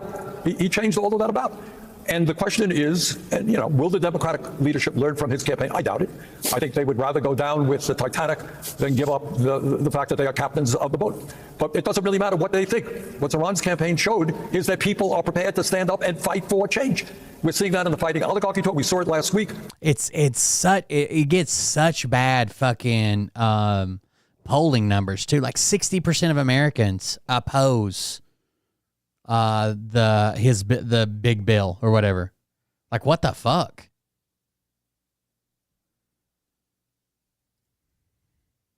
Millions of people came out to the No King rally. People understand that our political and economic system is broken, that the rich get richer and millions of people are struggling to put food on the table. They understand the two parties today are not responding to their needs. They want something different. And I think Zoran touched on that reality. I think some people may know this part of your bio, but some may not, which is that you were... Yeah. So 2 minutes ago, it says, here we go. The bill is making it to the floor. The bill is trash. Senate version of the bill calls for $6,000 senior bonus. Trump's big, beautiful bill finally clears a key procedural hurdle in the Senate. I think they're reading the entire bill on the floor. The bill is rushing through Congress, but at what price? The Senate's voting now, targeting July 4th, 2025 to finalize this massive tax and spending plan after Moody's downgraded our credit rating to an AA1 on May 16, 2025, citing our $36.2 trillion in debt. Happening now, New York Senator Chuck Schumer forced a readout. This was 2 minutes ago of the big, beautiful bill, likely to take Senate staffers 10 hours to an empty room. Shouldn't senators be required to be there to listen to it? So they forced a readout, which is going to take a long-ass fucking time. Derives from farm. It's, 964 pages? Silviculture activities. Section 10309, marketing loans. A, availability of non-recourse marketing assistance loans for loan commodities. Section 1201B1 of the Agricultural Act of 2014, 7 U.S.C. 9031B1 is amended by striking 2023 and inserting 2031. B, loan rates for non-recourse marketing assistance loans. Section 1202 of the Agricultural Act of 2014, 7 U.S.C. 9032 is amended 1 in subsection B. A, in the subsection heading by striking 2023 and inserting 2025, and B, in the matter preceding paragraph 1 by striking 2023 and inserting 2025. 2, by redesignating subsection C and D as subsections D and E respectively. 3, by inserting after subsection B the following. C. God, that's got to be a boring thing. 31 crop years. For the purposes of each of the 2026 through 2031 crop years, the loan rate for a marketing assistance loan under Section 1201 for a loan commodity shall be equal to the following. 1, in the case of wheat, $3.72 per bushel. In the case of corn, $2. They just have assistants reading the whole thing. Of grain sorghum, $2.42 per bushel. 4, in the case of barley, $2.75 per bushel. 5, in the case of oats, $2.20 per bushel. 6, in the case of upland cotton, 55 cents per pound. 7, in the case of extra long staple cotton, $1 per pound. In the case of long grain rice, $7.70 per hundredweight. 9, in the case of medium grain rice, $7.70 per hundredweight. 10, in the case of soybeans, $6.82 per bushel. 11, in the case of other oil seeds, $11.10 per hundredweight for each of the polls weren't massively wrong in Trump versus Hillary Clinton. They had her as a favorite, depending on which poll you looked at, between 1 and 7 points going into the election. It's just lying to say that say she would win by a landslide. most of them were in the margin of error. A congressman for Vermont, the at-large. There's one district. You are obviously U.S. senator. Before that, you were a mayor in Burlington. And I'm curious, you were a socialist mayor. There's not a ton of them. We don't have a really long list of socialist mayors in America. So from one former socialist mayor to a man who may be a socialist mayor, one of the things I think about that job, whatever size municipality you're governing is, you really got to deliver for people. Like, it's not, you're not taking votes, right? So people are going to see very tangibly, like, is this working or not? And I'm curious how you think about what advice you would offer from that perspective, which is very different than being a senator or legislator. Well, I just spoke this around a little while ago, and I had some thoughts about it's going to be a very hard job. I mean, running any big city in America today with all of the crises that municipalities are facing is just not easy. And he's going to have to think long and hard about how you can run that city in a way that really works well for working people. But what I did as mayor of Burlington, and I was reelected 3 times, taking on Democrats and Republicans, So what went through was a motion to proceed to final votes, but they're going to have it read first. But it looks like they want it done before the 4th of July, is what that post said. The key procedural vote on the motion to proceed is a significant victory for the president and Senate Majority Leader John Thune, and clears the path for amended votes to begin likely late Monday night. The bill contains many of Trump's key campaign promises and addresses immigration and border security, energy, national security and defense, and taxes, notably extending the bulk of Trump's 2017 tax cuts and instituting no tax on tips and overtime. The vote was 51-49. Vice President J.D. Vance led negotiations with Senate Majority Leader John Thune and a handful of conservative holdouts. Vance arrived at the Capitol with the expectation his vote would be needed, although his vote proved unnecessary. His role in negotiations on behalf of the White House ensured the bill advanced. The budget reconciliation bill requires only a majority to advance, circumventing the Senate's 60-vote requirement for most legislation, but limiting the bill's provision to those based. Oh, by the way, yeah, they're all mad at the parliamentarian. Have you seen how many people are mad at the fucking parliamentarian for just doing her goddamn job? So there's a rule called the Byrd Rule, right? And the process of putting a bill through the Byrd Rule is called the Byrd Bath. And you can do this, right? You can do this reconciliation bill with a simple majority, but it has a limited scope. It can only be about budget issues, right? It can't be about other things. So her job is to go through and see what it can be and what it can't be in it. And she's like, well, this isn't strictly budgetary. This isn't strictly budgetary. And they're like, one unelected, Older Millennial did a video on it. One unelected bureaucrat thinks that she can decide what's in Trump's bill. Focused on the basic issues. I kept property taxes as low as I could. I was conscious of the fact a lot of people can't afford higher taxes. We paved the streets, the sidewalks. Actually, finish this video, but there's a really good video on it. That had been ignored for years. We started an after-school program. We started a child care program. We started a teen center for kids, which people still remember. We built affordable housing, started new ideas, community land trust for housing, which is now being done literally all over the world. I actually want to see this video before we go. Narciso Barranco, the California landscaper who was violently detained by immigration enforcement this weekend, is still being held in an ICE detention center in Los Angeles. Barranco, an undocumented father of 3, they punched him in the head, with no known criminal history, was approached by masked agents while working as a landscaper outside an IHOP. The Department of Homeland says Barranco assaulted officers with a weed whacker. An eyewitness, the IHOP manager, says that's not true. Now Barranco's son, Alejandro, a Marine veteran, is trying to raise awareness for his father's case. Sure you can. Barranco joins me now. I asked the experts. They said you can't. Thanks so much for joining me tonight. I really appreciate it. And I want to start by asking if you've had a chance to talk to your father recently, and do you know how he's doing? Yeah, so I talked to him earlier today, a couple hours ago. Saw him for the first time. He looks beat up. He looks sad. He looks defeated. He's still in the same clothes as he was when they picked him up. There appears to be blood on his shirt. His 3 sons, all Marine. His shoulders were all Marines. He's massaged it himself, but has not received medical treatment for it. His eyes still burn. He's just in pain, and he's honestly really, really sad. How old is your father? He's 48 years old. And how long has he lived in this country? Since the 90s, most of his life. What kind of man is he? What do you want people to know about him? Obviously, there was a lot of talk in the campaign about immigrants who are threats to Americans, who are criminals and predators and dangerous. And I'm curious what you would want people to know about the kind of man your dad is. Yeah, he's just got to get those numbers up. Kind guy. He's always been very helpful. He doesn't have any criminal record. He's not. It says here, further challenges lie ahead. At least a handful of senators, including Susan Collins, voted to proceed to the bill despite needing further changes before supporting any passage of the bill, as well as Murkowski.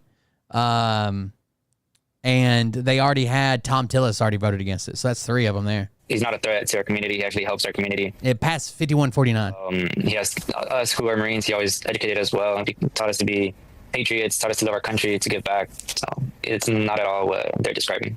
How did you find out about his detention, and what was your thought when you heard about it? This is just dumb and costly and bad press. There should be a path to citizenship. If you've not committed a crime here or wherever you came from, right, and you go and voluntarily get a path to citizenship, maybe it takes 5 years, maybe it takes 10 years, whatever. There should be a path to citizenship instead of fucking mass deportations of goddamn agriculture workers or fucking landscapers or restaurant workers. It's insane. I received a phone call from a Los Angeles number on Saturday at around 11 a.m. I didn't answer. You don't usually answer those calls. I saw the voicemail that came in. I listened to it immediately, and it was my dad. It sounds like they're telling him, speak. He just told me, hey, I got picked up. Can you and your brothers please go pick up my truck? And he said, I left my wallet, my phone. He's like, I don't have any way to communicate to you guys. Have you talked to your brothers, and do you have a kind of sense of what your family can do to at the very least, get him out of detention? Yeah, so we're currently finishing filing his parole in place, because it was something that he had already reached out to an attorney about. It was just hard to find the time to do all that type of stuff, both my brother being active duty and him working all day. But yeah, 37 indictments, 7 guilty pleas and convictions, compelling evidence that the president obstructed justice on multiple occasions. He also uncovered and referred 14 criminal matters to other components of the Department of Justice. Trump associates repeatedly lied to investigators about their contacts with Russians, and President Trump refused to answer any questions about his efforts to impede federal proceedings and influence the testimony of witnesses. A statement signed by over 1,000 former federal prosecutors concluded that if any other American engaged in the exact same efforts to impede federal proceedings the way Trump did, they would likely be indicted for multiple charges of obstruction of justice. Such a hoax. I'm a moderate. Sounds like a hoax to me. Sure you are. Yeah, what we're trying to do right now is finishing that, and then hopefully get him out on bail. So we just want him home. Am I right that your brothers are at Camp Pendleton in California? Yes, they're at Camp Pendleton. And that's the Marine base that those 700 Marines have been taken from, or then put through training, deployed by the president, right? I'm not 100% sure about that. I do know that there is some from 29 Palms. I'm not sure if they're all from Camp Pendleton or all from 29 Palms. As someone who served this country, whose brothers are currently in active duty, and whose, I think, household clearly kind of inculcated a sense of patriotism and service in the Three Sons, what do you feel about your government doing this to your dad? I mean, those are federal officials. Those are people employed by our government that wrestled your dad to the ground and hit him. Yeah, I just don't think it's right. I don't think it's professional at all. I feel hurt. My heart's broken. I love my country. I love my dad. I love my family. I love the community. It's hard. I do feel betrayed at times. Have you talked to your brothers about this? Yeah. They're also mad. They're sad about the situation, and they wish they could do more right now. If you could have a conversation with the president of the United States. Yeah, I think there was Marines from Camp Pendleton that were deployed to Los Angeles. If he were to invite you to the Oval Office, you got to sit with him. What would you say to him? I would love for him to understand where we're coming from, to understand people like my parents, to understand the very hardworking people in this country that come undocumented, but they're not here to cause problems. They're here to help us out. They're here to help the country. It's a sad story. They're here to give this to their kids, to raise their kids well, to respect this country. There should be a fucking path to citizenship. This is retarded. Just like myself and my brothers serve in law enforcement, military, whatever way possible. Why do you think we've gotten to... Honestly, to save money, there should be an amnesty program. You're not going to get an amnesty program just because all the people that be fucking screaming and yelling and getting their Klan rally going. But a path to citizenship would be the minimum. At this point, like, you've grown up in a community. I imagine your dad has, been working. I think he works like 7 days a week. It sounds like he's sort of cherished and really liked and depended on and counted on. You clearly have a kind of like stable home. Growing up in that household, did you feel worried about this ever happening to your parents? No, not at all. Not in the sense that we felt in the last couple months. We knew it could happen, but we didn't really expect anything like this to happen. We did prepare my dad and my mom for this type of situation, but just the fact and the way that these guys handled it, we didn't prep my dad where guys to be coming in masks and civilian clothes with guns out and attacking him. And you and your two brothers were born here. Your dad has been here for almost 30 years, somewhere around there? Yes. Well, I think everyone watching this is really hoping that at the very least he can get out of ICE detention. We're going to continue to follow your story, and I really appreciate you taking some time, Alejandro. Thank you very much. Of course, thank you. Hunter Bronco. Punched him in the head while he's on the fucking ground. Like, what the fuck? I was trying to see the details. So it says a bystander says, "Hey, why are you hitting him?" Yelling at the video. I don't think it represents our law enforcement officers, anything like that. It was really, really hard. I was really, really mad when I saw that. I couldn't believe it. Alejandro added, the way they treated him like so inhumane. Alejandro and his father, who worked as a landscaper, has lived here since the 90s without legal status, but added he has no criminal record. He and his brothers were exploring how to begin adjusting their father's immigration status through a program called Parole in Place, which is available to immediate relatives of military members. He noted that financial constraints and work schedules had hampered their efforts to do so. In an emailed statement, Department of Homeland Security Assistant Secretary Tricia McLaughlin said Narciso ran from agents, swung a weed whacker at agents' face, and refused to comply with officers' command. The agents took appropriate action and followed their training to use the minimum amount of force necessary to resolve the situation in a manner that prioritizes the safety of the public and are like punching him in the face while 3 guys are laying on top of him. Speaking with NPR's A. Martinez, Alejandro discussed how he felt when he first saw the video defending his father against DHS claims and unpacked how he feels knowing the country that he and his brothers served could deport their father.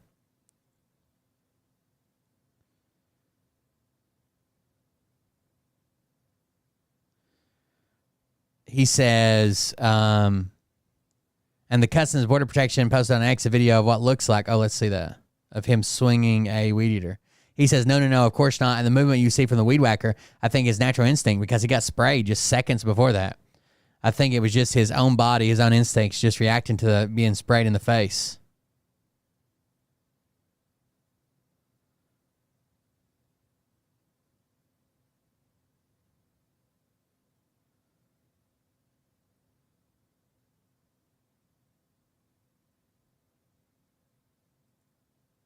This is what got him punched so many times.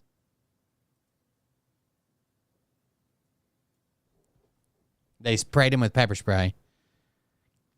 That's him walking away with the weed eater.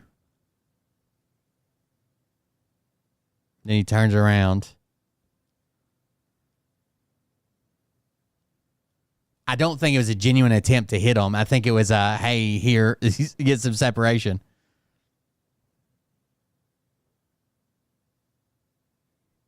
The term maggot is approved for this chat.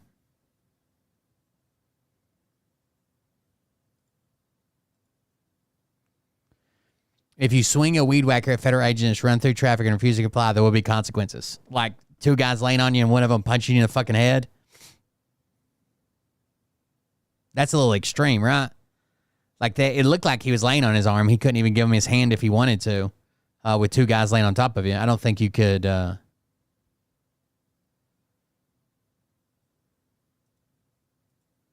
get your hand out from underneath you even if you wanted to. Anyways, we were going to the news girl. We're going to talk about the Byrd ruling. The Supreme Court ruling is pretty bad. It's going to be used.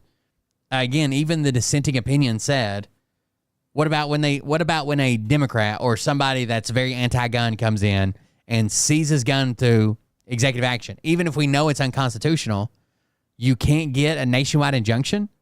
And why, if let's say Trump decides tomorrow to seize guns through executive power, just as a hypothetical. I go sue Trump. The Trump administration said, no, I'm keeping my guns. It's unconstitutional. I win in district court. Okay? I get to keep my guns. You don't.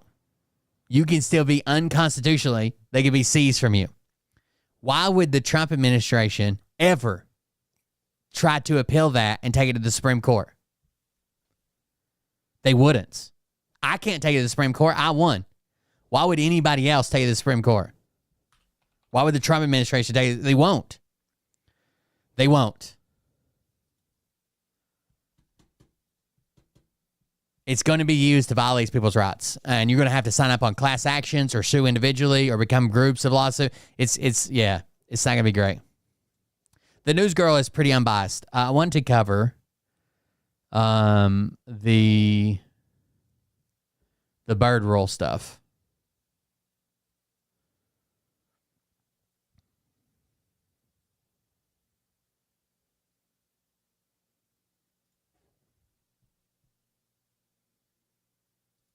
of an intense bird bath. President Trump's big, beautiful bill is in the middle of an intense bird bath. And wow, is it bird bathing? That means a lot of big ticket items that Republicans really wanted have to be cut out, including that super controversial one that would severely limit a federal judge's ability to issue a preliminary injunction or temporary restraining order against a president. So I'm going to tell you all about that. And so again, it has to be budgetary in nature. How could requiring a bond from a plaintiff in a case to get a temporary injunction be budgetary? two other items that have already been ruled out in a second. But first, quickly, as I explained in this video a few weeks ago, the Senate has this wonky procedure called the Byrd Rule. It is a law that only applies to the Senate. It does not apply to the House. The Byrd Rule says if you want to use reconciliation in the Senate to pass your bill, the only types of provisions that can be included in that bill are ones that deal directly with budgetary issues. The Big Beautiful Bill is a reconciliation bill. Therefore, it must comply with the Byrd Rule. The Byrd Rule says any unrelated or extraneous provision cannot be included. An extraneous provision includes things like items that would increase the deficit beyond 10 years or items that have pro-groomer, yeah. There's definitely a lot of pro-groomer Congress members. Have no budgetary impact at all, like policy changes. They call the process of determining whether an item complies with the Byrd Rule or not the Byrd Bath. So the Byrd Bath process is still ongoing in the Senate right now, but here's what we know is out already. The big one that I know a lot of you care about is that item that would have required plaintiffs suing the president or the federal government to first throw down a huge bond before a federal judge was even allowed to issue a preliminary injunction or a temporary restraining order that would block a president's action. That would have severely limited who would be able to challenge a president's executive order or challenge the executive branch's policies, because in lots of cases that bond could be millions or billions of dollars. Another measure that has to go has to do with SNAP benefits. In the Senate version of the Big Beautiful Bill, Republicans were trying to mandate that states cover escalating portions of SNAP costs if the state makes errors when distributing SNAP benefits. Now, that would have been a big deal because the federal government foots the bill for SNAP, and states have already said that they don't have the funding to cover these SNAP costs, so lots of people may lose their food benefits. Now, it's important for you to know that this is just one of the many cuts that Republicans are making to SNAP in their Big Beautiful Bill. The others still stand. And the last provision I want to talk about that has to be eliminated from the Big Beautiful Bill. They're moderates. Is the Republican language that would cut the entire $6.4 billion budget for the Consumer Financial Protection Bureau. Senate Republicans wanted that budget to be. We're so used to hearing the bullshit anti-American. I'm not fucking anti-American. I'm a veteran and fought for this fucking country. I'm not anti-American in any way, shape, or form. Included in that bill are ones that deal directly. The problem is what you're trying to call anti-American. With budgetary issues. The Big Beautiful Bill is a reconciliation bill. Therefore, it must comply with the Byrd Rule. The Byrd Rule says law only applies to the Senate. Only provisions that directly deal with budgetary issues can be included in a reconciliation bill. Extraneous items must be cut out. Extraneous equals items that increase deficit beyond 10 years and items that have no budgetary impact. If it's not budget related, you cannot slip it through in reconciliation. It's only around budget items. Any unrelated or extraneous provision cannot be included. An extraneous provision includes things like items that would increase the deficit beyond 10 years or items that have no budgetary impact at all, like policy changes. They call the process of determining whether an item complies with the Byrd Rule or not the Byrd Bath. So the Byrd Bath process is still ongoing in the Senate right now, but here's what we know is out already. The big one that I know a lot of you care about is that item that would have required plaintiffs suing the president or the federal government to first throw down a huge bond before a federal judge was even allowed to issue a preliminary injunction or a temporary restraining order that would block a president's action. That would have severely limited who would be able to challenge a president's executive order. Just because Republicans fucking drape themselves in the American flag doesn't mean that they're fucking pro-America. I would say the people that are calling for people's constitutional rights to be ignored are fucking anti-American. I would say the people that advocate for a third term for the president are anti-American. I would say for people that advocate that kids that get free school lunches that are going to be cut off and say, well, you know, they should probably just get a job are anti-American.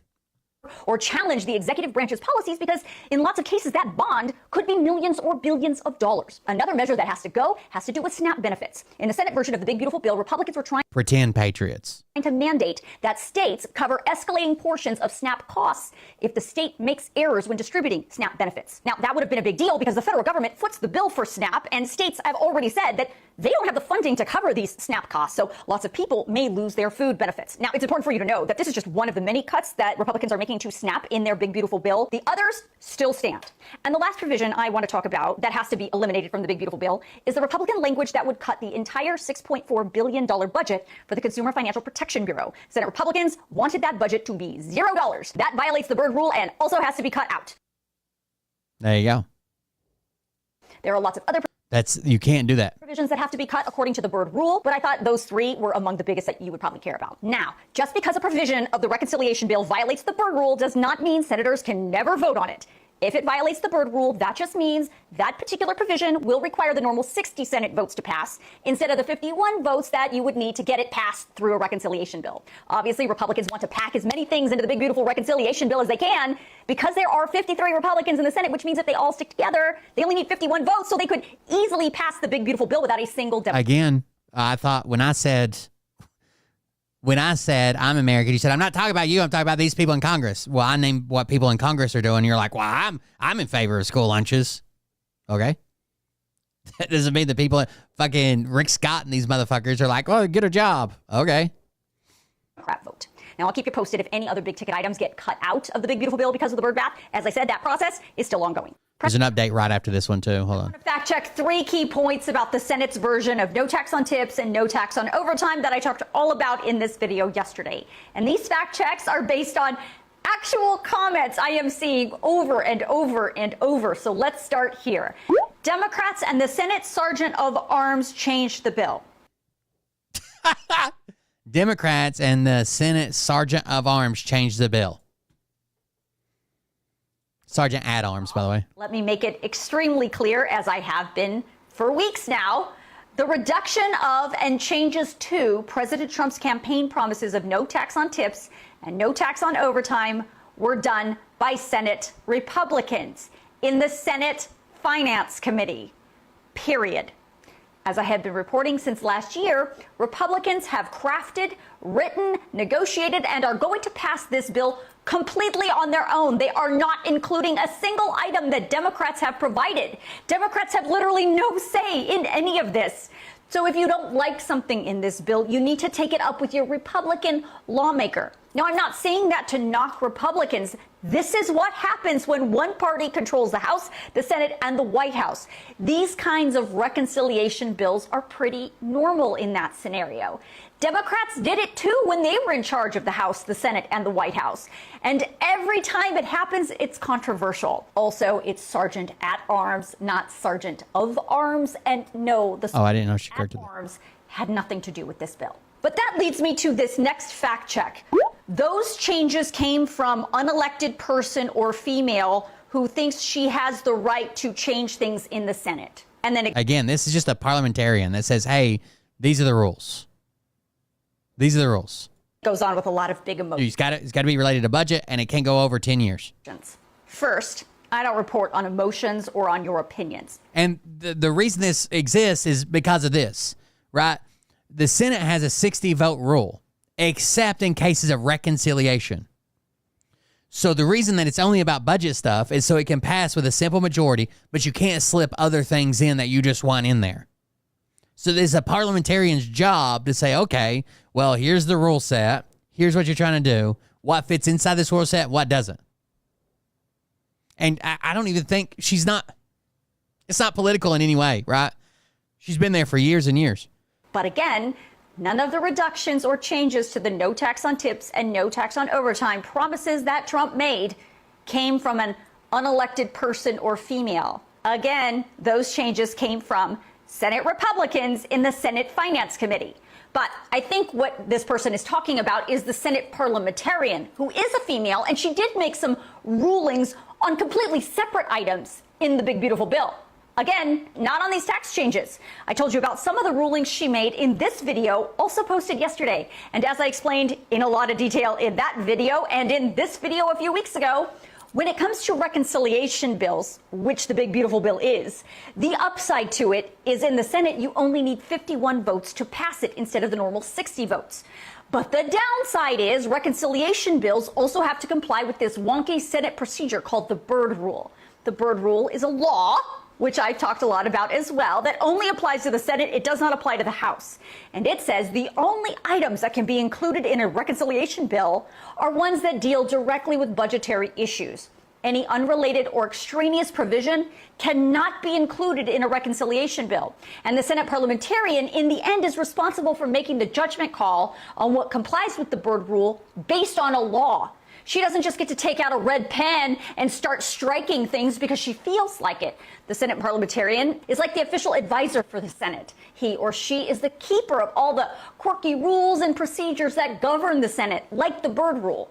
The current parliamentarian is Elizabeth McDonough. She is one of the longest serving parliamentarians in history and has been in that position since 2012.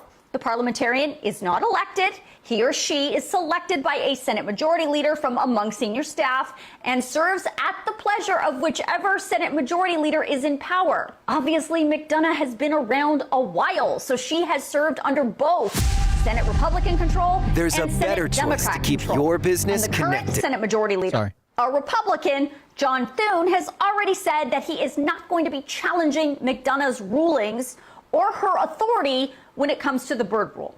The last fact check comes from Brandon, and it says, the amount of people that thinks Trump is doing all the changes to the bill absolutely blows my mind. He tried to help. The House and Senate are the ones that don't wanna.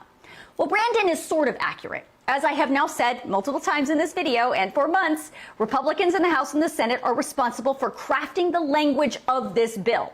But where Brandon has it wrong is that he is implying that President Trump has nothing to do. He's a fan. He's a fan of Antifa and BLM. Fan-tifa BLM, I think. With any of this. That is wildly inaccurate. President Trump has been extremely hands-on with this He's an Obama moderate. legislation. He is fully aware of all of these changes that have been made to his campaign promises, and he has signed off on all of them. None of this is a surprise to him. And most importantly, President Trump is 1,000% in control of this Republican Party. And if you think that they go off script without him, you are very confused. Oh, and just one more bonus question that I keep getting asked. What does this bill do for no tax on Social Security? It is not in the bill. Your Social Security will be taxed. What the Senate version says is seniors over the age of 65 will be able to claim a $6,000 deduction on their taxes, but only if they make less than $75,000 a year as a single tax filer or less than $150,000 a year as married joint filers. I want to fact check 3 key points about the Senate's version of no tax on tips and no tax on. Let's see what else she did. Big beautiful bill is hitting some pretty big speed bumps, and that could put in jeopardy his plan to have this whole thing passed and to his desk by the 4th of July. And yes, we are going to do some math in this video, but let's first start with the timing because that is crucial. I'm 1,000% anti-fascist. I think everybody should be.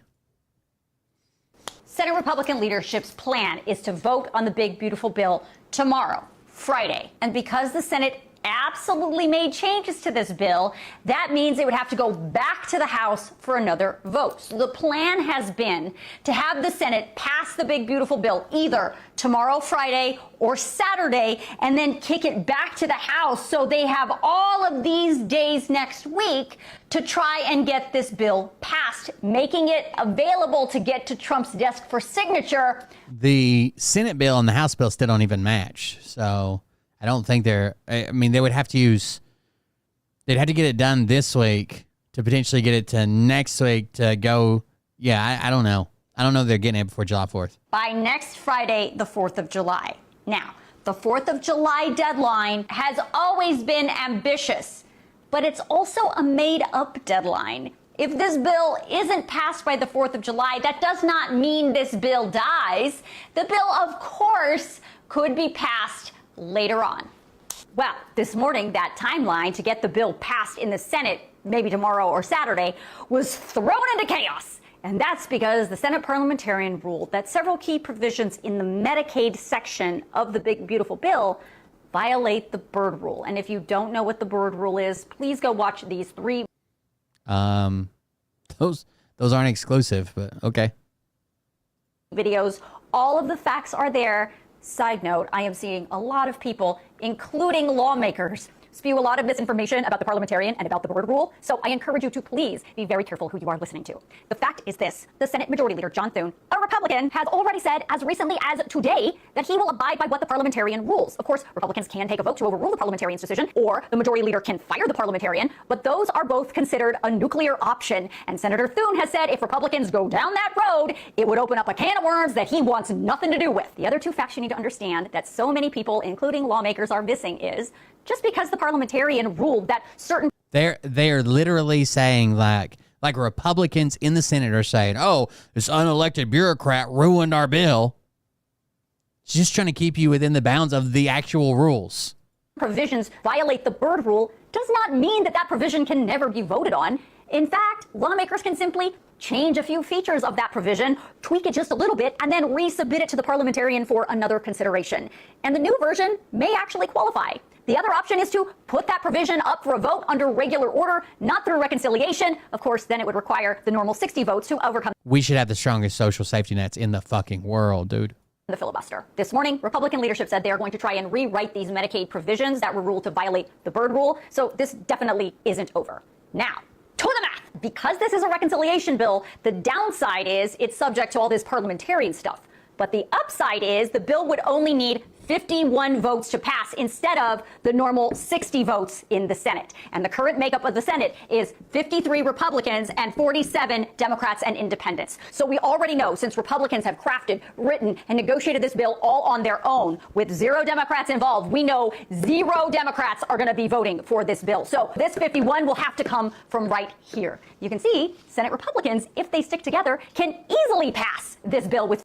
And I think it's pretty blatant where they're not even taking any inputs, nothing from any of the Democrats. That's not even the way it's supposed to work, right? 51 votes. They even would have...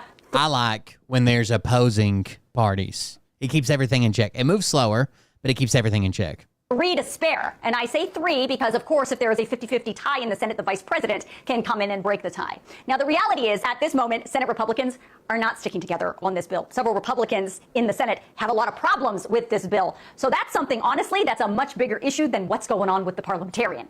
She is probably the most unbiased, like, politically about delivering the news, right? She just says what's going on. And still, anytime it's even close to negative for like MAGA Republicans or Trump, they freak the fuck out. They're like, I knew you were a left-wing shill. You're Antifa, aren't you? Like crazy. Like she just tries to deliver the news and be entertaining. The other conundrum is the changes that the Senate Republicans have made to the big beautiful bill are pissing off a lot of House Republicans. House Republicans are saying the math isn't mathing. The Senate's version is too expensive, and it's restoring a lot of the cuts made by the conservatives and diminishing some of the priorities of the more moderate Republicans. So if you remember, the House narrowly passed the big beautiful bill in the middle of the night back in May with a vote of 215 to 214. That is tight. And right now, there are a bunch of House Republicans who are saying if the Senate... I think Fetterman's got some mental health issues. I think he needs to step down. ...version comes to them next week, they're going to vote no.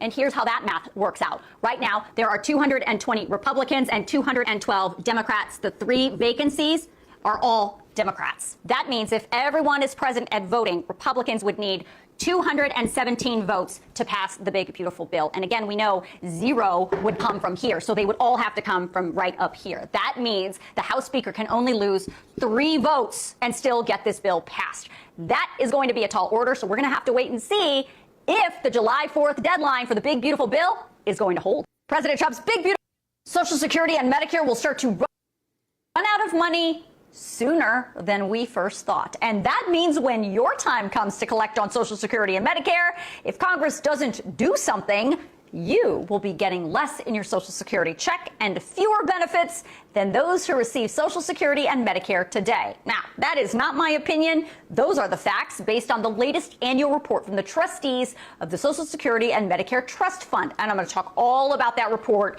important report, in this video. But first, I want to thank my Facts HQ paid subscribers for voting for this story as the bonus this week. If you want to vote on next week's bonus story, plus get all kinds of other perks, Make sure you become a paid subscriber. Just follow these easy steps. And if you don't want to be a paid subscriber, that's cool too. You can be a free subscriber and you will get access to my daily Facts HQ email. It is an excellent resource. It is where I send you the actual reports, like this very one from the Social Security trustees, straight to your... Fetterman's always been kind of, I guess, kind of open about he's got mental health issues. But when he freaked out on the teachers union, that was fucking weird. He started screaming at the teachers union, screaming, "Why does everyone hate me? What did I do to anybody?" or some shit like that. Like, something's going on. To your inbox, so make sure you sign yourself up. Okay, let's talk about that important report. Every single year, the trustees put out the report, which gives Congress a real-time assessment of how long we have until the money runs out in the trust fund and Social Security. And apparently he freaked out, and then the staffer like rushed out the visitors, which were from the teachers union, and the staffer like broke down in tears and is like, he's just been on edge lately. I don't know. Like, I don't know. It was a weird story, but it was confirmed by multiple people. Medicare benefits start to shrink for all Americans. It's important for you to understand, theoretically, when the money runs dry in these trust funds, that does not mean that Social Security and Medicare will cease to exist and you get nothing. No. It just means if we get to that point, the amount of benefits you would receive would be reduced. Second, this can change, but only if our lawmakers in the House and the Senate start to make some tough decisions, which so far they have been unwilling to do. Now, I'm going to talk about what can be done to fix this in a second, but most importantly, according to the current assessment of the Social Security Trust Fund, Social Security benefits will be able to be paid out at 100% until 2033. That is just 8 years from now. After 2033, the report says people who receive Social Security will only receive 77% of the benefits that recipients receive today. The Disability Insurance Trust Fund is in much better shape than Social Security. The report says 100% of those scheduled benefits can be paid out through at least 2099. Each of those programs are legally separate, but the trustees often... It seems very directive when I said, okay, his declining mental health, and you're like, you never said anything about Biden's declining mental. Well, I did, but okay. Combine them. It must just be some other you that's not present currently. To give an indication of the overall health of the Social Security program. And when they're combined, the new projection in this report says these programs will only be able to pay out 100% of benefits to all beneficiaries until 2034. That is 1 year earlier than last year's report. After 2034, the report says beneficiaries would be paid at 81% of what beneficiaries today are receiving. Now, that is theoretical because in order for those trust funds to be combined, Congress would have to pass a new law. Lastly, when it comes to Medicare, the trustees' report says the Hospital Insurance Trust Fund, which funds part of Medicare, will be able to pay 100% of 2033 until 2033. That is There's a bunch of options to fix this, obviously. years earlier than last year's projections. After 2033, beneficiaries would only receive 89% of Medicare benefits being distributed today. So let's talk about why this is happening. There's a couple of simple reasons. This is if they did nothing at all, right? If they do nothing at all, it'll be 100% until these dates, and then it'll reduce to 77 and 88%. First, there are more people drawing on Social Security and Medicare than there are people contributing to the programs. People are living longer, so they're drawing on the program for longer. And the boomers are all there. Fewer babies are being born who would ultimately contribute to this program with their tax money. The other important reason for the benefit reduction, according to the trustees, is the recent law passed by Congress called the Social Security Fairness Act, which allowed about 3 million more public sector workers to receive Social Security benefits. Of course, the Social Security program is financed almost exclusively by all of our payroll taxes. It's important for you to understand when those Social Security and Medicare taxes get taken out of your paycheck every pay period, that money is not going into a special savings account just for you. No, that money goes into places like these trust funds to pay for the people who are using the Social Security and Medicare benefits right now. So let's talk about the politics of all of this. There are really only 3 ways to fix this. 1, the government can pump more money into Social Security and Medicare by increasing your taxes. 1A to that would be Congress could increase the number of people who have to pay Social Security taxes. In case you didn't know, in 2025, any amount of money you make over $176,100 is not subject to Social Security tax. So technically, lawmakers could I kind of like the donut hole method, I guess.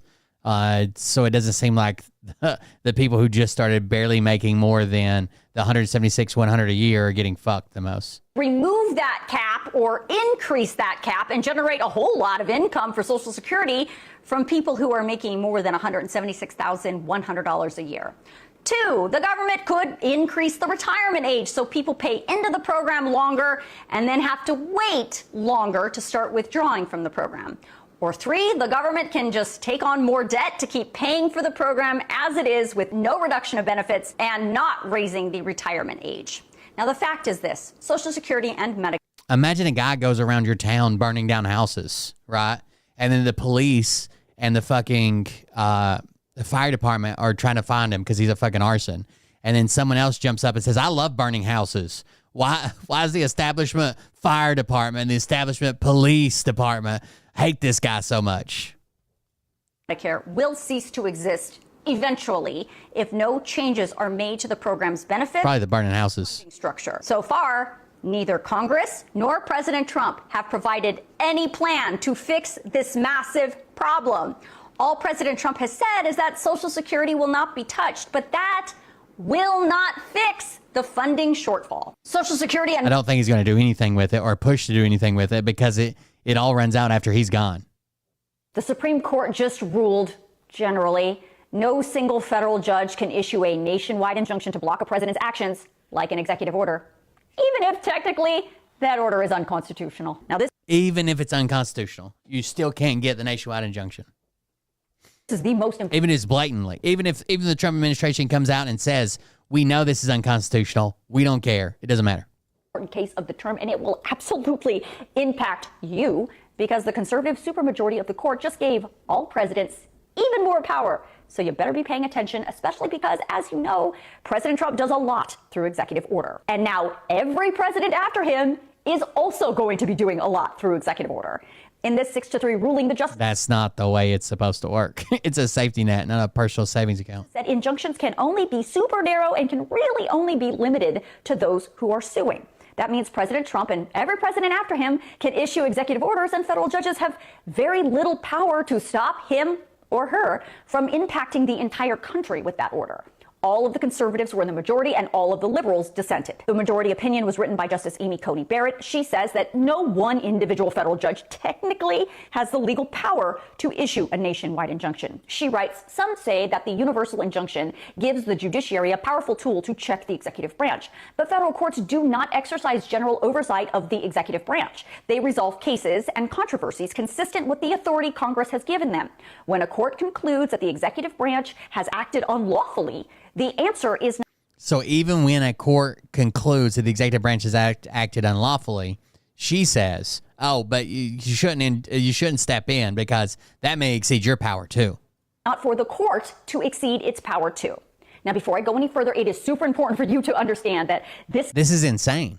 This is insane. It's going to be used against all Americans, depending on which party's in charge at the time. Case came to the justices because of President Trump's executive order to limit birthright citizenship, and because multiple federal court judges across the country issued nationwide injunctions to block that from happening. The Trump administration was not able to make those changes to limit which babies born in America get to be U.S. citizens. Now, I want to make it extremely clear, the justices in today's ruling did not rule on whether Trump's birthright citizenship order was constitutional or not. And they did put a 30-day hold on any implementation of today's ruling. But today's ruling does mean that the birthright citizenship case now goes back to all those federal court judges who issued these nationwide injunctions, and those judges are going to have to decide who their injunction will now apply to. Will it just apply to the plaintiffs who are suing? Meaning if your state didn't sue, or if you weren't part of a class action lawsuit, or you didn't personally sue the president over his birthright citizenship order, will this injunction apply to you? We just don't know. So you might be wondering, how will federal judges determine whether their injunction to block a president is narrow enough to also comply with this new ruling from the Supreme Court? Justice Barrett writes, injunctions can only provide complete relief to each plaintiff standing to sue. Named plaintiffs in the case. You can't be protected by an injunction unless you're a party to the case. to sue. Now, the ruling doesn't say that federal judges can never issue nationwide injunctions ever again, but they are going to become much rarer than we've seen over the last few decades. And it's possible that we're going to start seeing more class action lawsuits with larger groups of plaintiffs. So if an injunction is ordered, it would apply to as many people as possible. Now, I'm sure you're already thinking, that's going to be chaos. How? She doesn't have to believe it. We did better than every other country in the world coming out of COVID. I thought you were a master in statistics or some shit earlier. Can that be? Some rules would apply to some people, but not to others? How is that going to work? Exactly. And that's the point liberal Justice Sonia Sotomayor makes in her dissent. She writes, no right is Everybody's got to be in a fucking class action. safe in the new legal regime the court creates. Today, the threat is to birthright citizenship. Tomorrow, a different administration may try to seize firearms from law-abiding citizens or prevent people of certain faiths from gathering to worship. The majority holds that, absent cumbersome class action litigation, courts cannot completely enjoin even such plainly unlawful policies unless doing so is necessary to afford the formal parties complete relief. That holding renders constitutional guarantees meaningful in name only for any individuals who are not parties to a lawsuit. That constitutional guarantees are now meaningful in name only for any individual who is not parties to a lawsuit. Because I will not be complicit in so grave an attack on our system of law, I dissent. Lastly, before you start cheering a big victory for President Trump here, and there is no doubt this is a victory for President Trump, remember, as I always say, what goes around comes around. This means ultimately, when a Democrat becomes the president, this ruling will also apply to him or her too. So even if that Democratic president issues an executive order that on its face may be unconstitutional, like taking away your firearms, unless you personally or you as part of a class action or your state sues, it'll be very hard for the federal courts to stop that order from impacting you. The Supreme Court just ruled. I think we'll see a lot of states suing for their residents, but if you live in a red state, you might just be fucked. The U.S. government has had TikTok in its crosshairs for years. All right, so that now we're at the pinned videos. She does a good job of covering most of this stuff. It is News Girl on TikTok. She does a decent job, I think.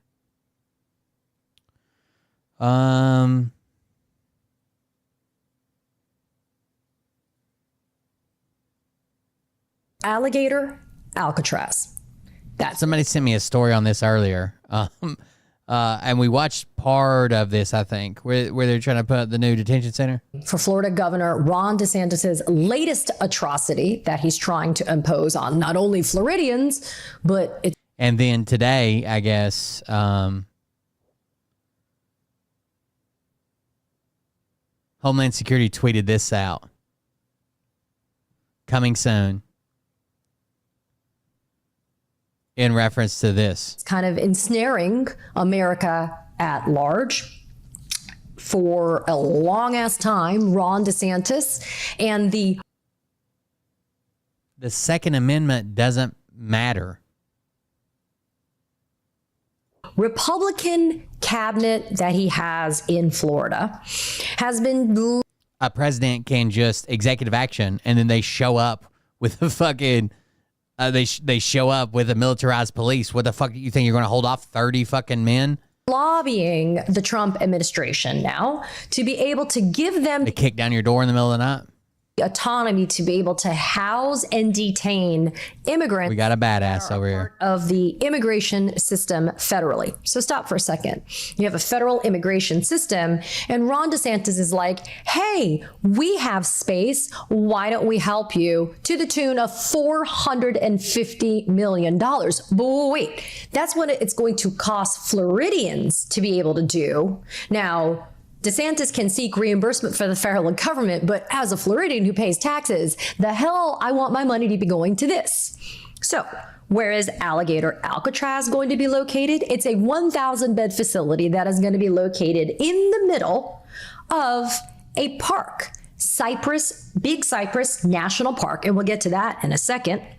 But according to the Miami Herald, and just a pitch here to support your local journalism, because thank gosh for publications like the Herald and the Texas Tribune and stuff. According to the Miami Herald, deportation sweeps will be occurring, and the people taken into custody and detained will be housed in trailers and heavy-duty tents.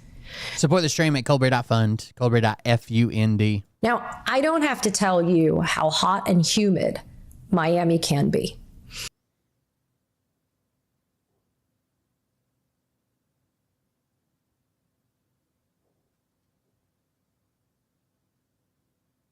But then when you put it in like a retard. Everglades, where you're not even close to the water for a breeze, it is stifling. I am saying 90 degrees with 95% humidity. It's wild.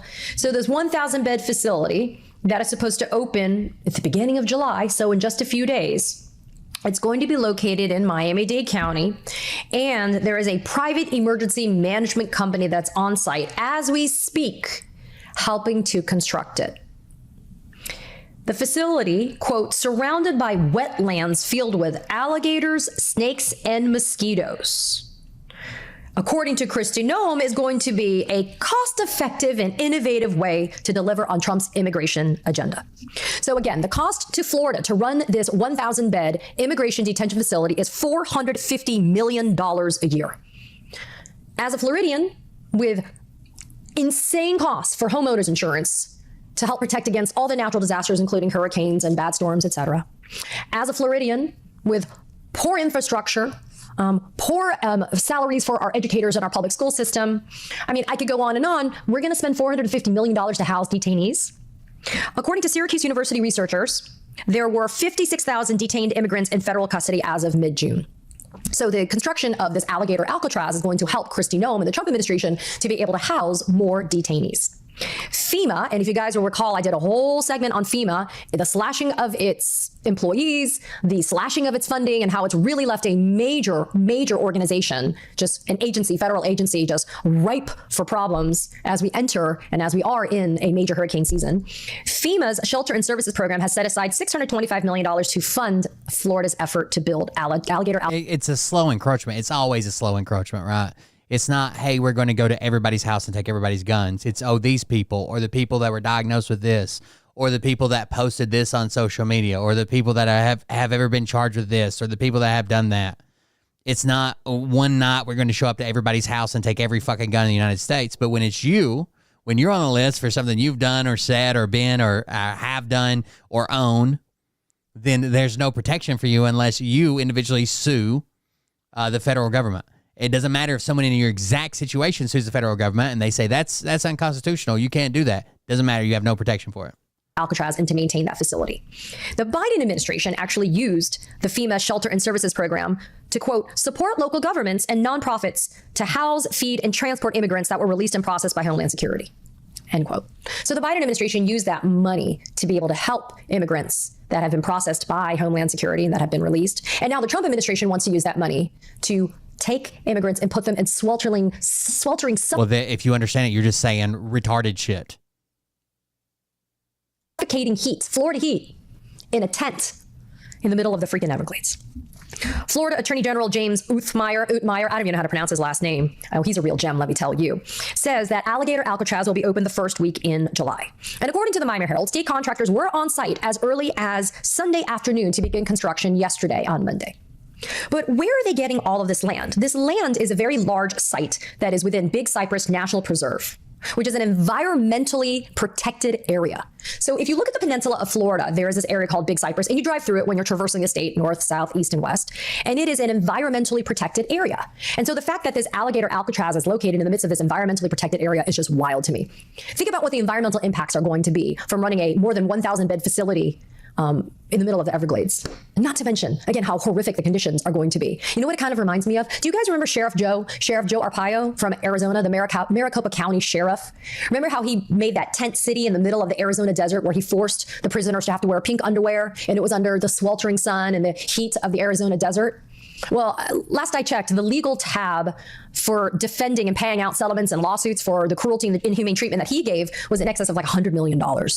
And he was eventually convicted and pardoned by convicted felon Donald Trump. So that just goes to show you what's going on. So the question I had when I was reading this article was, if this facility site is located in Big Cypress National Preserve, how is it possible that Ron DeSantis is able to take this land which is not owned by the state. It's owned by Miami-Dade County. So how is Ron DeSantis able to take this land and build Alligator Alcatraz on this land? Well, it's interesting. Ron DeSantis in 2023 declared a state of emergency because of, quote, illegal immigration. So in 2023, Ron DeSantis said there is a state of emergency in the state of Florida due to illegal immigration. Just said it. Just declared a state of emergency. And there's a Florida law that allows the governor in the state of an emergency to be able to seize property with just compensation, but to seize private property because we are in a state of an emergency.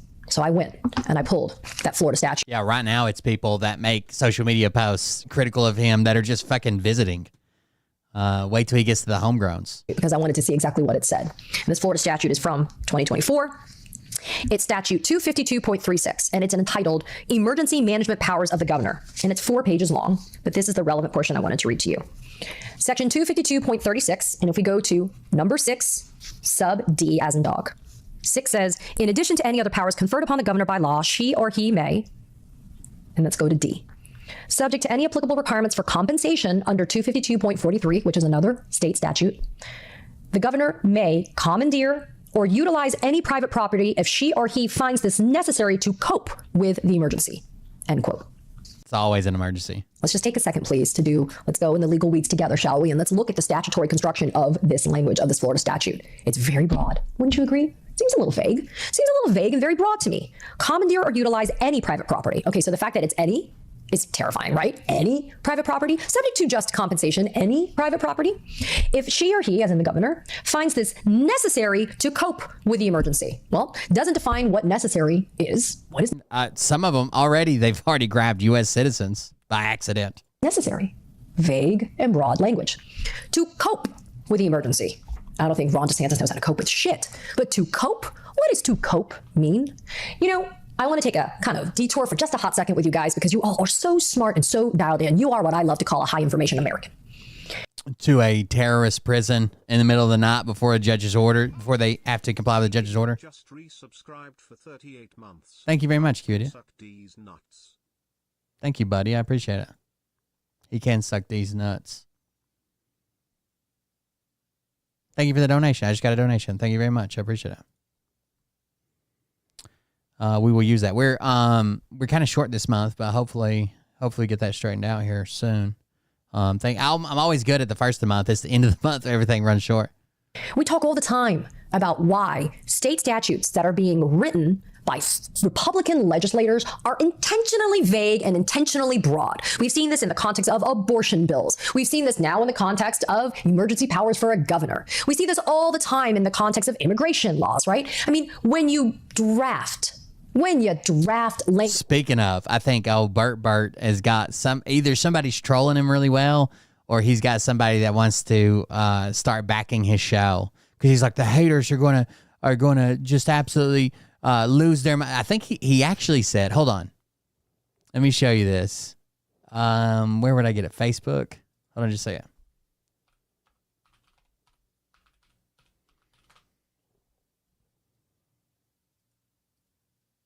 He actually said we're all going to commit suicide when we find out about it.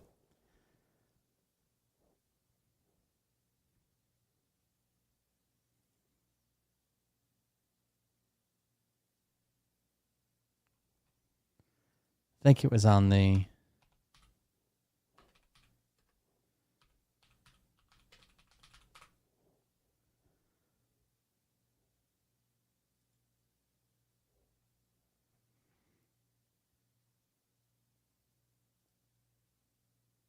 Here you go. Listen to this audio. It's getting ready to happen. When you guys hear what's getting ready to happen, you're going to the haters are going to lose their minds. The haters are going to lose their minds. Mass suicide. There'll be people... Mass suicide. Writing into me and say, Bert, your last name is Lynch. Tell us how to tie a noose because we need them. I'll show you how to tie a noose. No, I don't want anybody to ever do that. No, I was just joking that whole time. I don't want anybody to. I was just joking the whole time. Holy shit. Thank you very much, Q Idiot. I appreciate it. Never do that. Just kidding. Got another donation. No, I'm just joking. Yeah, no.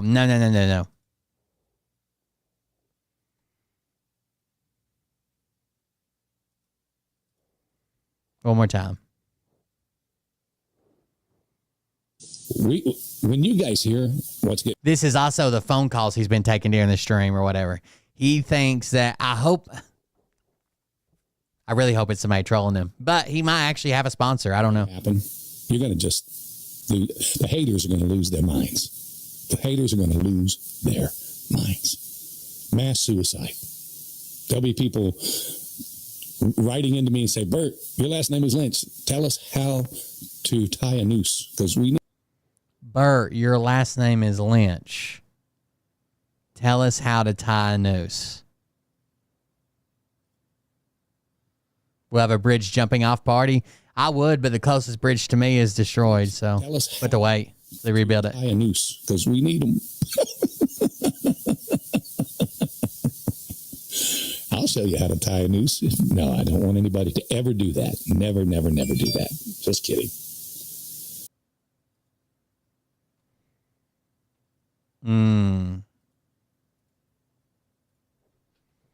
Chat, you know what the difference between jelly and jam is?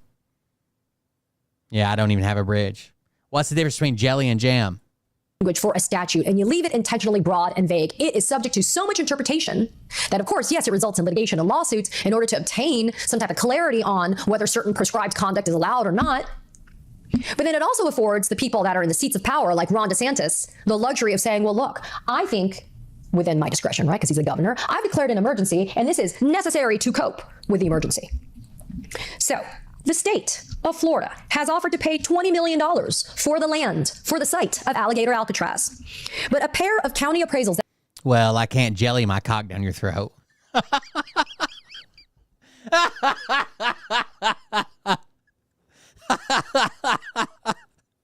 I told that to Mariah last night. I still think it's funny.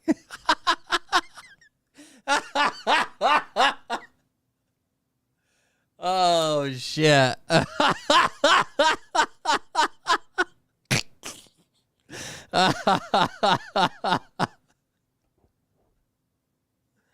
Oh, shit. That were done by Miami-Dade County, dated May 25th of 2025, listed the value of that land, of that site where they're going to be putting Alligator Alcatraz. And those appraisals listed that location to be a combined value of $195 million. Stop. So Ron DeSantis offers $20 million to put Alligator Alcatraz, a 1,000 bed facility to house and detain immigrants on behalf of the Trump administration. Because look, it ain't shit that Floridians want, right? But he's doing this for his cult leader, Donald Trump. But he's going to sit there and be such a cheap SOB and offer $20 million to Miami-Dade County for something that's valued at $195 million. And now we have to hope that Miami-Dade County is going to fight to make sure that if they can't fight the governor to take this land, well, we sure as hell should get the right value for the land. Why does Ron DeSantis get this land for cheap and on the cheap? Why pennies on the dollar for this? Makes no sense. Looks about 10 cents on the dollar for this. It's pretty wild to me that this is even contemplated.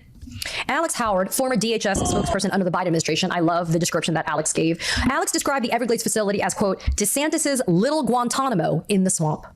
It is pretty fitting. The second that I read this article about Alligator Alcatraz, I immediately thought of Guantanamo. I immediately thought of Tent City with Sheriff Joe Arpaio in Arizona. This is where we are going, folks.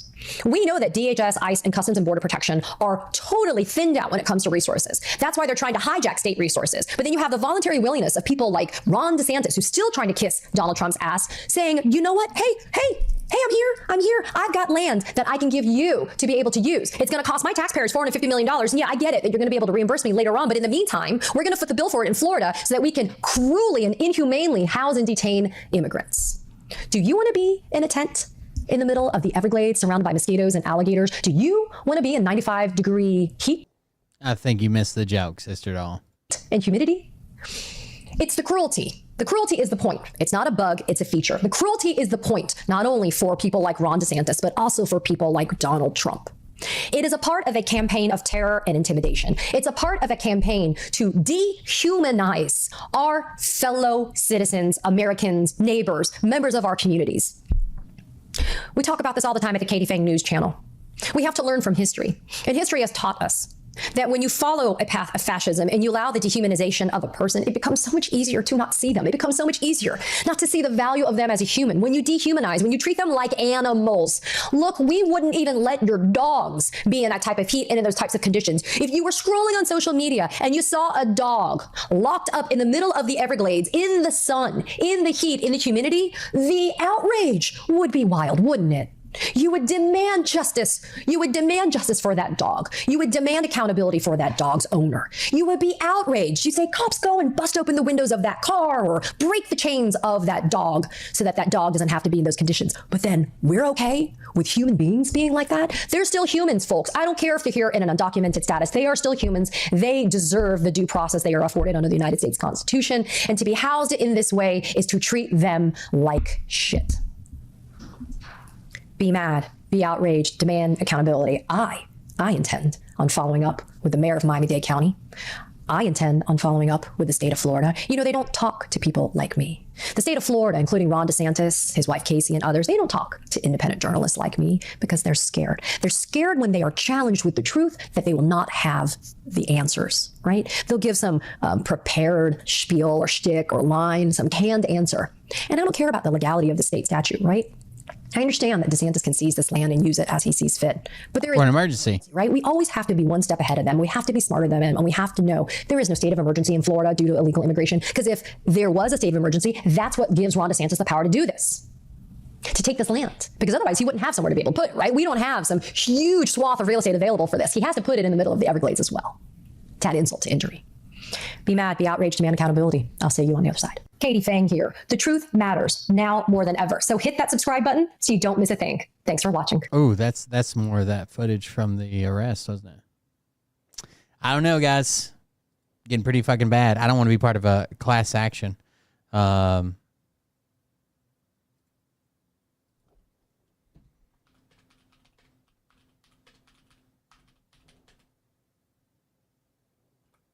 We're all going to be part of a class action before it's said and done. That's the only way to get anything done. It's fucking class action.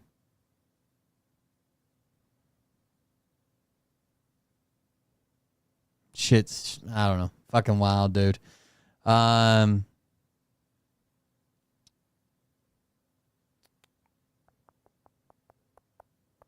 28th press briefing.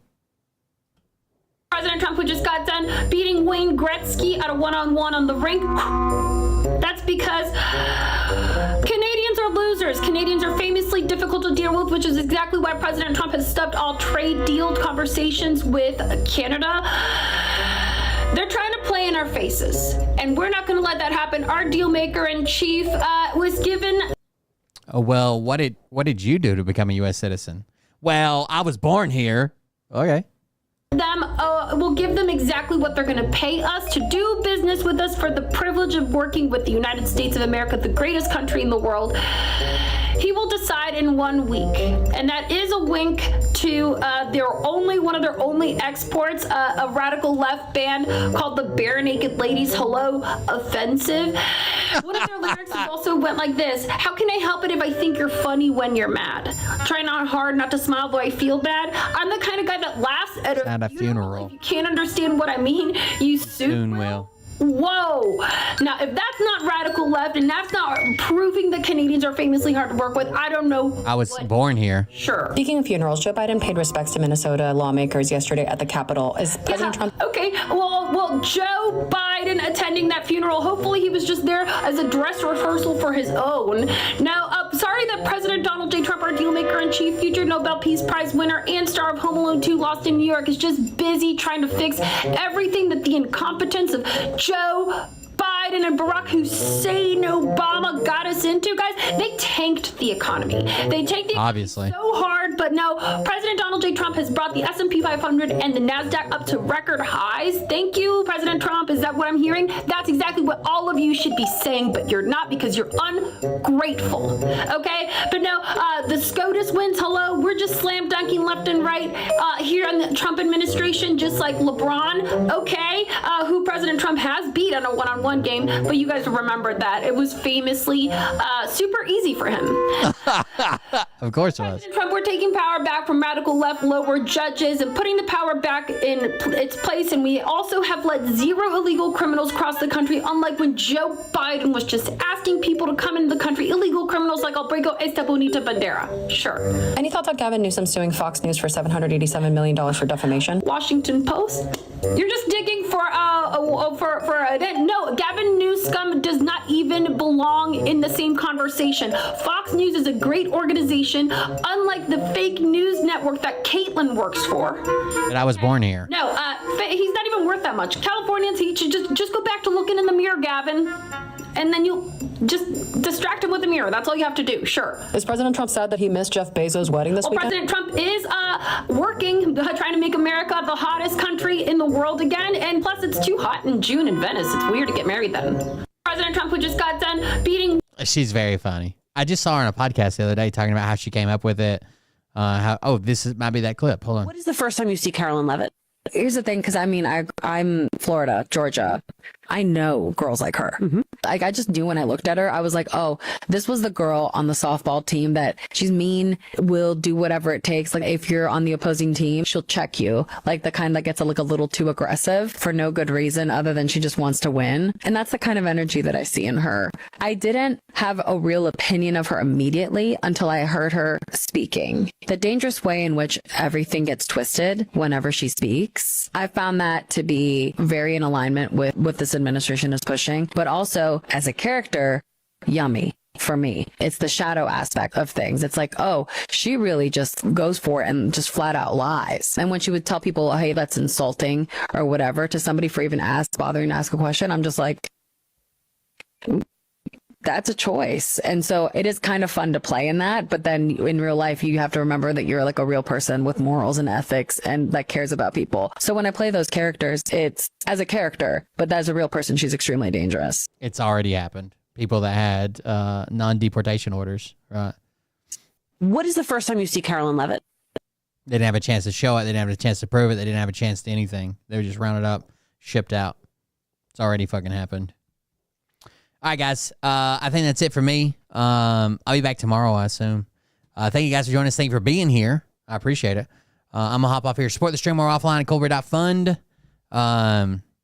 Yeah, we're usually, especially towards the end of the month, that's when we can use it the most to help pay the bills around here. Greatly appreciate it. Thank you guys for joining us. Thank you for being here. I'm Will Bird. This is Colbert Confessional. We'll see you on the next one. Have a good night. Love you. See you. Bye. If you're orange, you're good. That's right.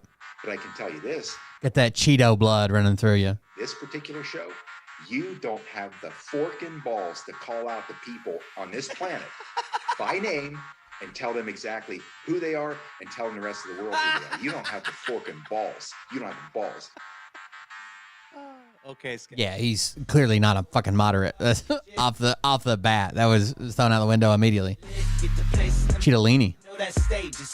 Fancy. I think I started some shit. Piss them off, it's about to get lit. Get the place in the best, you know that stage is set. You better buckle up, cause you ain't seen nothing yet. And they say that I'm a lunatic. Well listen, bitch, I came equipped with a quick wit and a 6th sense for the stupid shit. Where my true believers? Y'all need Jesus. Praise the Lord, head to the extreme. All these false fucking prophets who profit off of gossip. Worshipping drums, cocking, begging for a throat deposit. Swinging fucking meat hammers like fool in a thong. He's strapped to the shaft, eating his chest like he's King Kong. Starving for attention, I'ma make your gut burst. I'll be your huckleberry, I can quench that thirst. Baby eating lizard people, alien sex. What's next? Trump in a dress, fucking Flynn on his desk. A retard in a vest, climbing up 5G towers. Cause you told him if he did, he'd get fucking superpowers. Here we go, I think I started some shit. So many people hate the big beautiful bill. I don't know if it passes. I think it may cost, depending on how quickly the effects start to it starts to take effect and the news is reporting on it, it affects people around you. I think it'll probably cost them the midterms. Cause you ain't seen nothing yet. I used to find clues too when I was high on shrooms. I found myself a tunnel that led to Jason Q's bedroom. Open his closet, I found some of his meat rockets. I strapped it to my shoes and then I flew through the roof. I found myself in orbit strapped to an F-16. High on amphetamine with Trump in between. Put on a light coat of baby oil and saluted the troops. He tapped me on the shoulder and said, "This is gonna be it." Wait. Stop. What? I'll get my files. What are you doing? Stop. Hold on. Fucking stop. Dude, come on. Seriously. My mom's an alcoholic. Give me oh my God. Damn it. Here we go. I think I started some shit. Piss them off. It's about to get lit. Get the place in the best. You know that stage is set. Wait, something very funny is happening on this video. Hold on just a second. I think I started some shit. Piss them off. You still there? Look at this. So this says why you should definitely not share this JD Vance meme. That's the video we watched earlier. I just opened it again and was like, decided to scroll through the comments. Look at the comments of this video. They're all JD Vance. They're all JD Vance profile pictures. Guys, if we crack the case, he's an egg. If we crack the case, we would definitely understand this odd situation. This one's got giant ears. Guys, do not post this. I can hear you. We are the Vancelings. Please feed us. MSNBC is right about this one, guys. The meme needs to be erased from the internet entirely, so no more immigrants are detained at the border. This is a serious issue. Guys, stop using JD Vance's baby face. I'm tired of liking them all. This whole situation got turned upside down. That one's upside down. It would be a real shame if... Look at all these. Hold on. It would be a real shame if everyone had this terrible photo as their profile picture. Guys, this is getting dark. We really need to lighten up. That one's got the brightness turned up. What kind of dystopia are we in nowadays? As a Norwegian woman, I would never use that picture on my profile. This isn't something we should push to the side. This is incredibly disrespectful. That one's to the side. This is very funny. They just made it 1,000 times worse now. Winnie the Pooh moment. It'd be weird if someone drew the meme and made it their profile picture. That's a hand-drawn version of it. Guys, we just need to use our brains. Bullying him isn't okay. That one's got the big brains. That's very funny. Very funny. Guys, you should take a step back and objectively analyze the situation. That one's a step back. I would never stoop so low as to put this meme as a new profile picture on every profile available. Guys, I'm not suicidal. Guys, remember, I'm not suicidal. That's the Hitler one. Guys, stop being mean to my boy Vance. He did nothing wrong. It's so messed up changing your profile pictures. We need to take a very close look at ourselves as a nation. That one's zoomed in. That's very funny. Very funny. All right, guys. Have a good night. I was like a ninja. Yeah, try hard. That was about it.